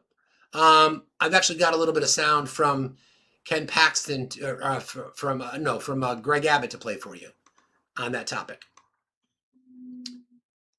It's a fucking shit show in Texas. This is Greg Abbott being pressed because in July he said that gas prices would be below $2 a gallon by the end of summer. $2 a gallon by the end of the summer? If the president maintains the current trajectory that he's on right now, they should be, and let me explain why. And that's because they should be? Okay, now it's they should be. All right, make a note. Friends, what the Republicans are telling you now is, well, they should be under $2. Okay, but how? Well, doesn't matter how. They should be. Okay, then I should have a boat. And if you know, you know. And if I should have a fishing camp, can I manifest that? Because it should. I should, right?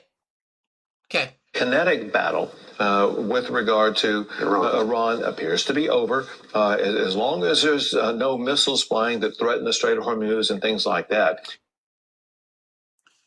So the war that the president started, which led to a rise in costs, which led directly to gas prices being above $4 a gallon, that doesn't matter because they should be less than $2 a gallon. Well, we can't talk about Texas without talking about Ted Cruz. So here's Ted, again, being Ted. For the wokest liberal in California, James Tallarico is a superstar, but I don't think those are the common sense values of most Texans. Are the values that Ken Paxton has publicly espoused, are those the values of Texans? Look, I think Ken is running based on a common sense conservative agenda.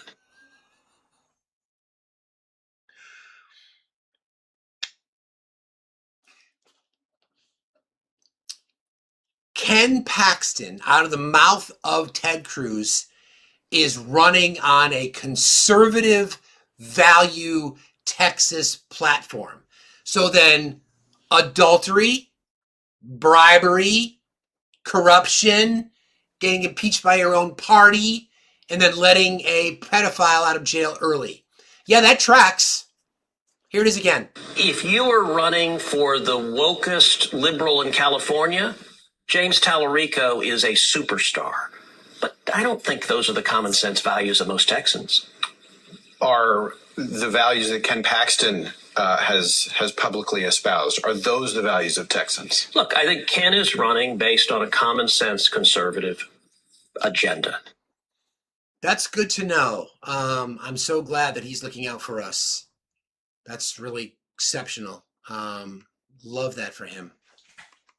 I'm going to play our promo for the Do Something Tour real quick. I'll be right back. Start with something honest. A lot of people in this country are tired. Not just busy tired. I mean soul tired. Tired of working hard and still feeling like they're falling behind. Tired of watching the news and feeling powerless. Tired of hearing promises every election season and then watching nothing change. And if you've ever felt like your vote doesn't matter, like your voice doesn't count, I want you to know something. You're not alone, and you're not wrong for feeling that way.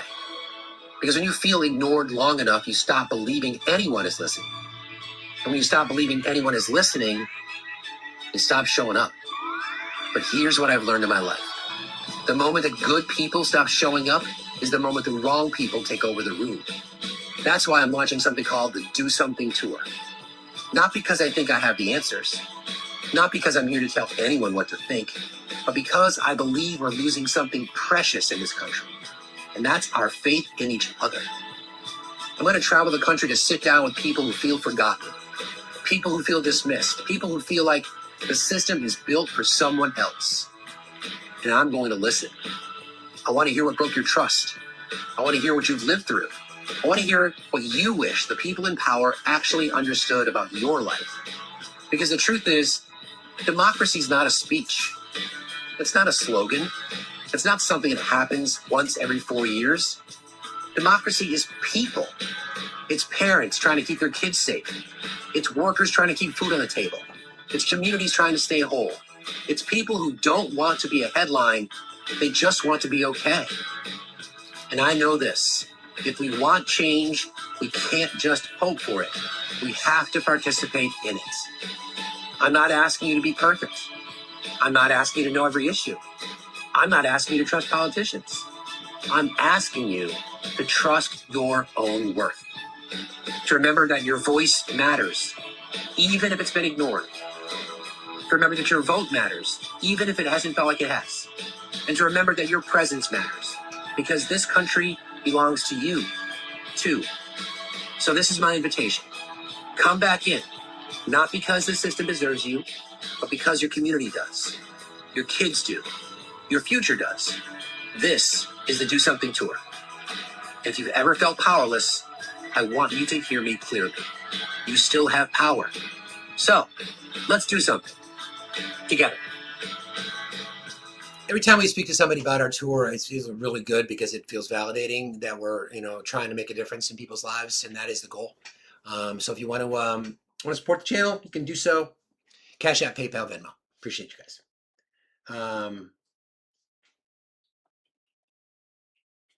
It's wild to think about people like Ted Cruz, people like Mike Johnson, people like Tim Scott, trying to make these claims that it's they're confident that it's going to be a contrast election, as in we are the right choice.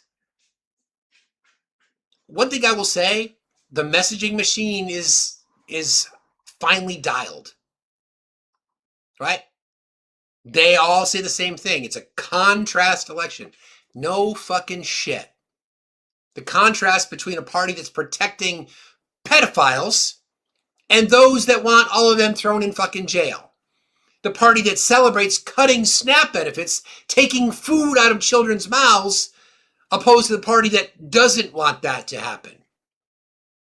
The party that celebrates allowing women to bleed out in parking lots against a party that wants to protect their rights to their body. Yeah, that's a pretty big contrast, I'd say. That's just me.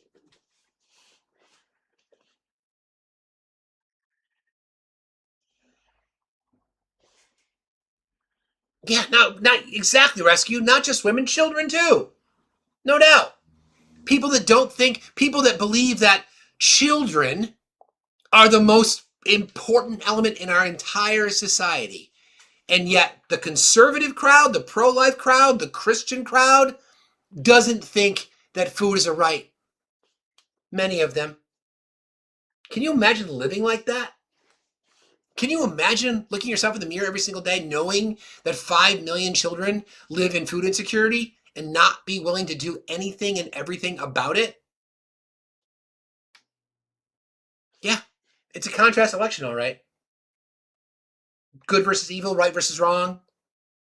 To me, it's not even about the right, left, the blue, red, the purple, the Democrat, the Republican, the conservative. This is about fucking humanity, man. This is about humanity.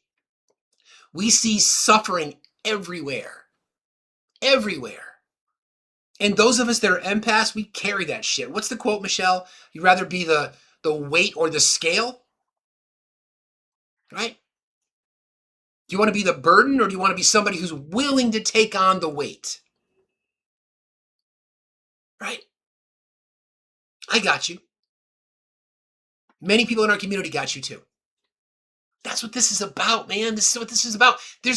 I don't know if people understand enough how much of a game changer this election could be. Imagine what it looks like if you have a big majority in the House and you start to go claw back some of the things that have been taken away from us. Getting a majority in the Senate and obstructing this administration from not replacing Alito or Thomas with younger, more extreme judges. Pushing through legislation to get Medicare for All passed. Pushing legislation to get DC a state. Getting 2 more Democratic senators and flipping the fucking script. We're that fucking close. But we need you. We need everybody here. We need every person who feels disenfranchised. Every voter who feels like their vote doesn't count. I don't care if you live in a solidly blue or a solidly red district. Your vote fucking matters. Because I would ask you this question. It's 10 years in the future. Okay? And you have to ask yourself, you look back. Were you part of the community that fought back by just casting your vote? Or did you just check out again? Don't let your privilege shine through so that you feel like you can just sit this one out. Right? Christian nationalists are taking over our country. They are telling you that if you don't believe what they believe, that there's not a place for you here. That it doesn't matter if it doesn't matter unless you're a white, cis, hetero Christian male. Your voice doesn't count, your vote doesn't count, your presence doesn't count.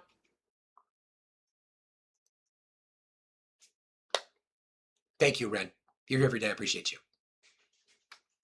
And I know from the conversations that we've had with many, many people in our space that people are motivated. The people are motivated. I guess we'll see. 71 days, friends.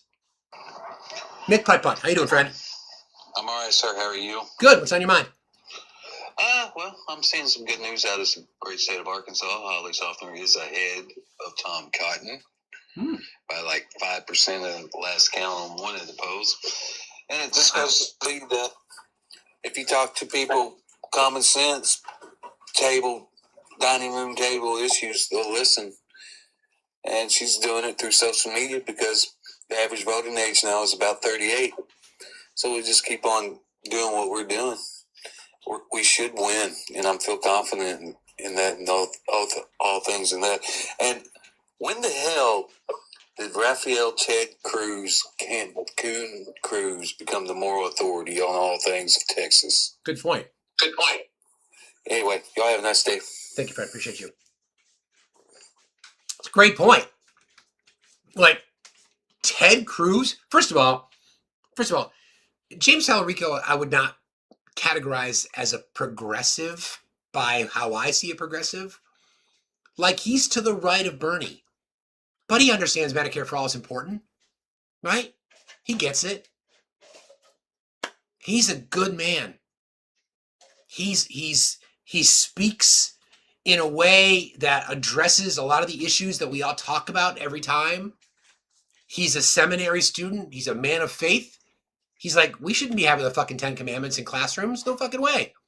Just because it's my faith, I don't want that because that's against our Constitution. We'll see. It's a big opportunity, friends. It's right there. It's like I can taste it. It's right there. Hi, Heather. Hello. Just an observation. Have you noticed that Republican politicians always lie? They can't answer a yes or no question. It's true. And they lie. That's true. They just flat out lie. That's very true. That's their game. It's just mind blowing that people don't see it. Yeah, I mean, I've never seen a Republican give a straight answer to any question they've ever been asked. The argument that they'll give you is that all politicians lie, Heather. That's their response, acknowledging that yes, they agree that their politicians lie, but to justify it, they'll say they all lie. Yeah, well, that's BS, and we know it. Correct. It's just they darvo. Yeah, it's just so irritating. I agree. But thank you for that reminder, and thank you for being here as a loyal listener every day. I appreciate you very much, Heather. Yeah, thank you. Sorry. I'm sorry. I thought we were done. If you had something else, you can request back up. My apologies. I hate when I do that. Damn it. Yeah, exactly, B-Action. You can taste it, can see. It's right fucking there. It's right there, you guys. You should know by now that I am the eternal optimist. Glasses were in the garbage. Of course they were, Jen. Of course they were. It's funny. I am the eternal optimist. I will always see the glass half full. I will find something positive in any circumstance. And as horrible as the last decade has been, actually it goes back further than that, but let's just talk about the Trump years. There are lots of positives that we can take out of it because of what it's done to the electorate. It's motivated people. It's motivated younger people to run for office. It's allowed DSA policies to become more mainstream. That's a positive thing. Now the question is, will it carry to the midterm elections? I believe so. I believe so. I never had Arkansas on my radar. Never. Is Arkansas a state that's in play? Maine, North Carolina, Michigan, Ohio, North Carolina, and Alaska. Texas. Those are the 6 states that I have my eyes on. Maine, likely to flip. North Carolina, likely to flip. Ohio's an uphill fight, but Sherrod Brown was the governor there before. We know that. Texas. I want people to imagine this scenario for a second. It's election night, or I should say erection night, if you know, you know. It's erection night. And it sits 49, what would it be? It'd be 50-49 Democrats. Texas. We check the polls, we get the results, and all of a sudden, Texas flips blue. and Democrats take the majority in the Senate.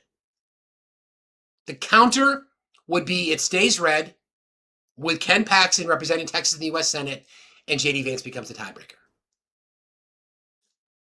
That's there. That's fucking possible. Alaska, Mary Peltola has won statewide elections for the at-large bid up there. She's got a really good shot. Iowa? Yeah. Ohio? Yeah. North Carolina? Yes. Maine? Absolutely. Florida? Again, tough uphill fight, but I'm not ruling it out. Hashtag free Francis, hashtag free Missy, hashtag save the manatees. That's fucking doable. It's doable. We gotta show up, you guys. It's totally doable. This is something that is right there. It's doable. Because if we don't, then we get people like Stephen Miller going on Fox News and talking about this bullshit. Hold on. Word. You brought up Okay, you used an interesting concept, an interesting phrase, an interesting word. You brought up tribes, tribal distribution. You know, it is a fact that capitalism does in fact produce inequality. The idea is... Honest statement, capitalism does produce inequality. Yes, but continue, Will. Every economic system produces some measure of inequality. In capitalism, that inequality is sorted. The concept is through merit, that those who can will, and they will often earn more than those who can't. Now, socialism offers a different framework to redistribute wealth. It offers a different framework on who gets what. And you bring up that it is by tribal bounds. So what and who are they trying to give the spoils of their new economic system to? Well, look at, for example, look at the George Floyd era. Look at the Black Lives Matter era. Look at Stephen Miller, of course, immediately jumps to racism. Shocker. The 4 years between 2021 and 2024 and the DEI policies.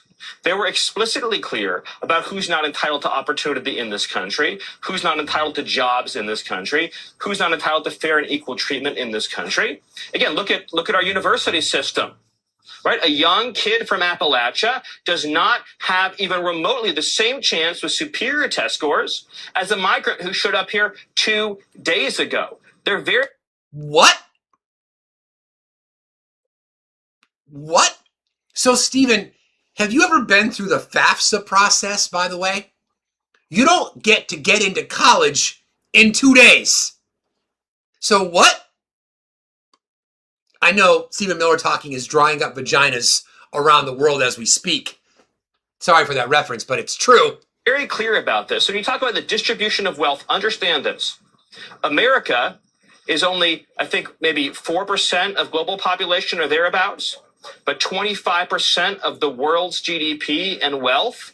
Their fundamental view is that shared wealth that was created by generations of Americans has to be redistributed to the rest of the world. That is the socialism that they're practicing. If they were socialists under a kind of America First model, it would still be a failed ideology. It still wouldn't work in pure market terms. But do you notice, by the way, whenever they talk about socialism, they never say democratic socialism. They never say that. That's by design. That's part of the messaging. The reason they only say socialism is so that they can equate it with countries like Venezuela or Cuba or other socialist countries around the globe. They never talk about social democracies or democratic socialism because they can't. Because they can't. Democratic socialism, underpinnings of their policy, education reform, healthcare, strong social safety net, and investments in infrastructure. That's it. So again, imagine your boy in a diner in Appalachia asking somebody, do you think we should reform our education system? Who's going to say no to that? Do you think our healthcare costs are way too expensive? Who's going to say no to that? Do you think we should be investing more in America-oriented policies like reconstruction of roads, bridges, highways, broadband, etc.? Who's going to say no to that? Do you think we should have a strong social safety net in case things go really bad for you and your family? Again, who's going to say no to that? That's the message. Instead, Will Cain and Stephen Miller want to scare you. They want to tell you, like, well, we can't allow the undocumented immigrants to replace that Appalachian kid who wants to go to college. Sadly, West Virginia scores really low in test scores. Stephen Miller claimed that the Biden-era DEI policies explicitly told Americans who was not entitled to jobs or equal treatment is misleading. DEI policies generally addressed equal opportunity and efforts to reduce discrimination. They did not establish a rule that Americans were less entitled to jobs than migrants. His university example is also very misleading. A student from Appalachia does not automatically have fewer rights or opportunities than an immigrant who arrived recently.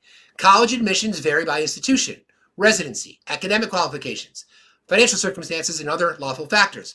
And in 2023, Supreme Court ruled that Harvard and University of North Carolina could no longer use race in admissions in the way challenged in the case. Miller is turning a legitimate debate over DEI and immigration into a much broader claim that the evidence does not establish. There is a difference between criticizing particular policies and claiming those policies were designed to deny Americans equal treatment. But that's why he says it that way. Capitalism means that anybody can get rich, but there's always going to be poor people. Communism means that no one gets rich, for the most part. Democratic socialism means that anybody can get rich, but nobody's living in poverty. What system would you like? People who don't understand democratic socialism don't understand that it's a mixed economy. Capitalism still exists there. It's really not that hard. We went through that exercise with like our first guest of the day, and Jen came up and gave them facts on EBT and SNAP. Under the impression that the party you voted for did not cut SNAP benefits. And then when presented with the actual evidence, they have nowhere to go. Nowhere to go. I'm hoping on the tour, this is one thing that I've been sort of keeping to myself, but I'll share it now. I plan on attending church services when I'm out on the tour, because I want to listen to what's being said there. I won't record it. I wouldn't do that. But I want to go to as many as I can. Okay? In all denominations across the country. As a white man, I can certainly sneak in without question. And I want to listen. And I want to see where a lot of these people go after church. And I want to go talk to them and say, I was just sitting in your sermon and I heard some things that are really, really interesting. Can I ask you some questions about that? And then I'll say, I'm not a Christian. I don't believe in God, but I believe that children should be fed. I believe that women should have their bodily autonomy protected. I don't like seeing women and girls dying in parking lots. I don't like the hatred towards marginalized communities, the LGBTQIA community, the disabled community, etc.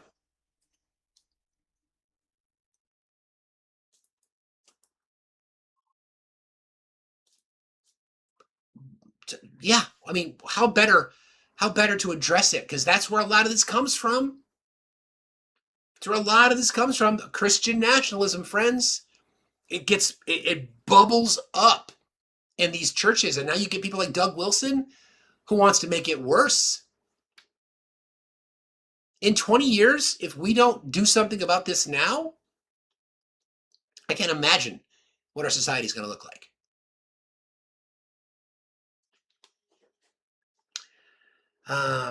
Okay. I think I have one more thing that I wanted to kind of get to with you guys today.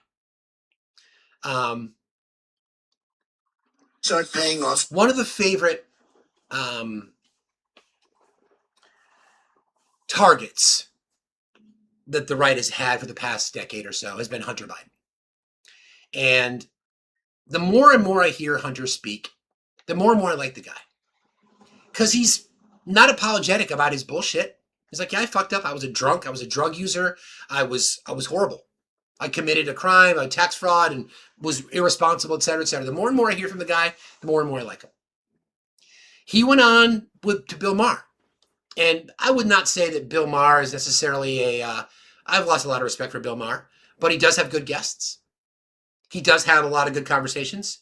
So this is the conversation that Hunter Biden had with Bill Maher. Don't understand is that when my dad was president, I didn't do any business. I sold paintings, and I sold paintings to people that then had to testify before Congress under oath. I made an average of $225,000 a year. Would you have been working for an energy company out of Ukraine? Was that really the thing you studied in school? And you got that job. Right. I went to Yale Law School. You got that job because you were just admit it. Just did. Yeah, 100%. As I've said on a million interviews, is that I'm incredibly privileged. And I mean, beyond anyone's wildest imagination, not only because of who my dad was, but because of the father that he was.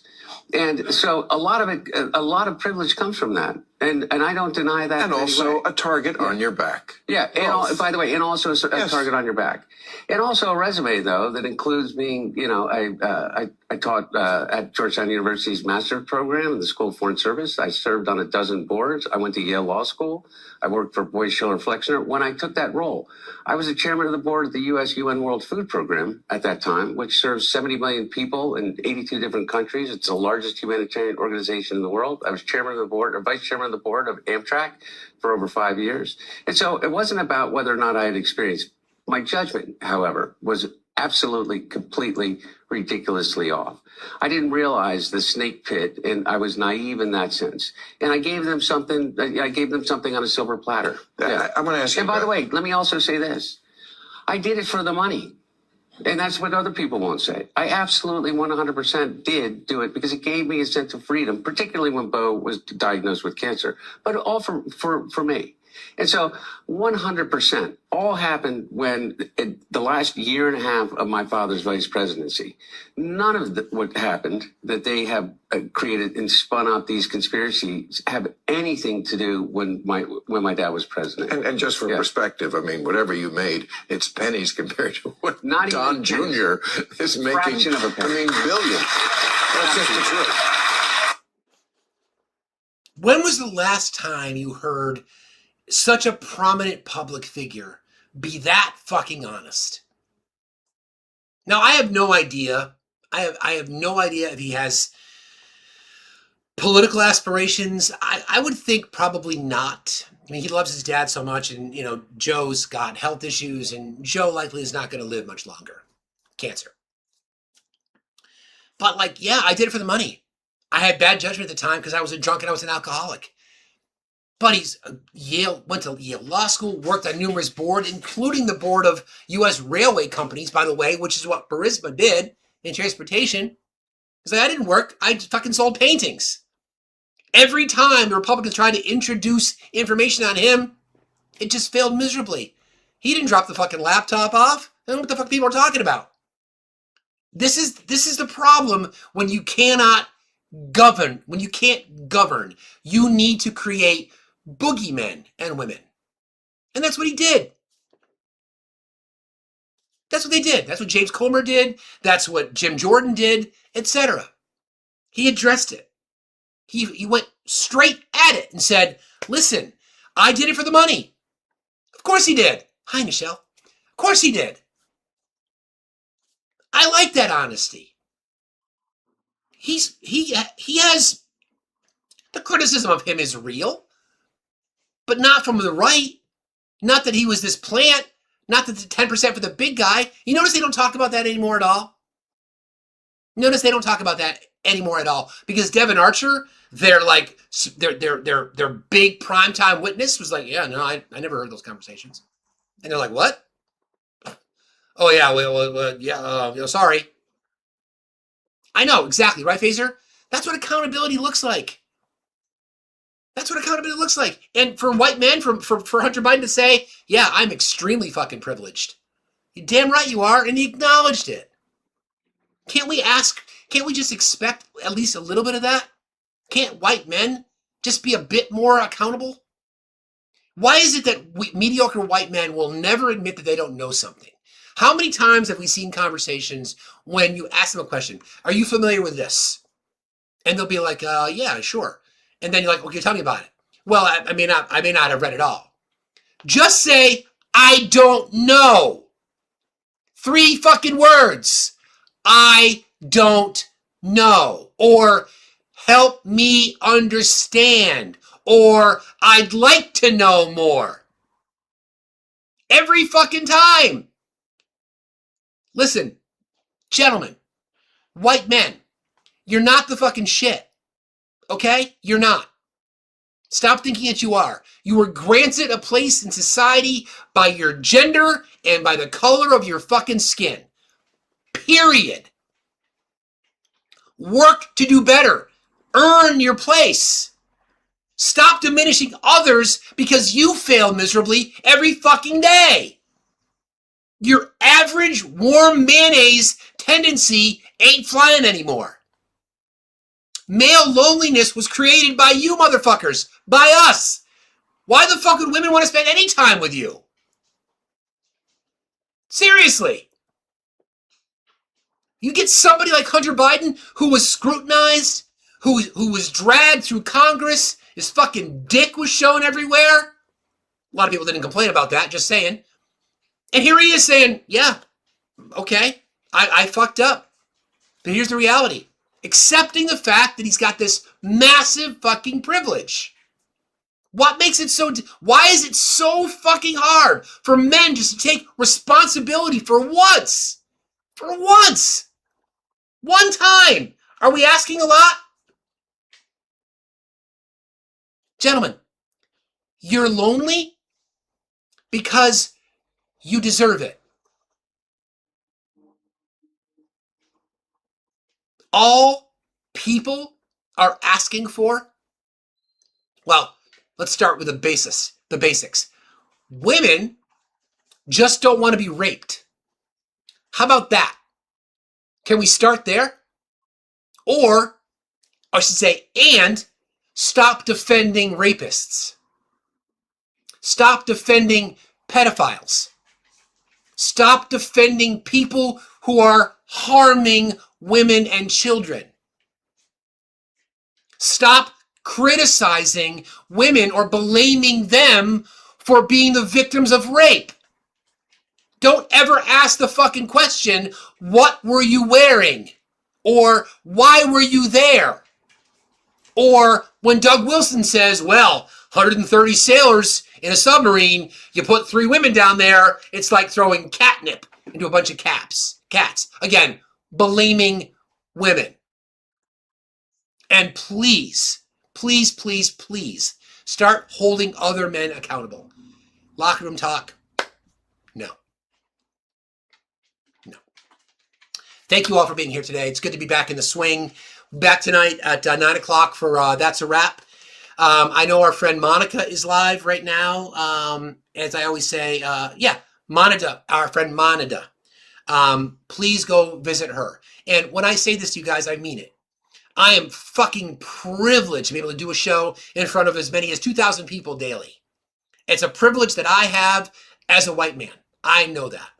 When we ask you to go raid spaces, especially spaces that are hosted by women who are doing the fucking work, who don't get the traffic that we get, please just sit there and listen for a little while. It's just Monida, Moniduh, just Monida. She's live, okay? I love you guys. Mod, you the guys are the best. Chat, the smartest on TikTok, no doubt. I'll see you tomorrow morning. Actually, I'll see you tonight, 9 o'clock Eastern time right here.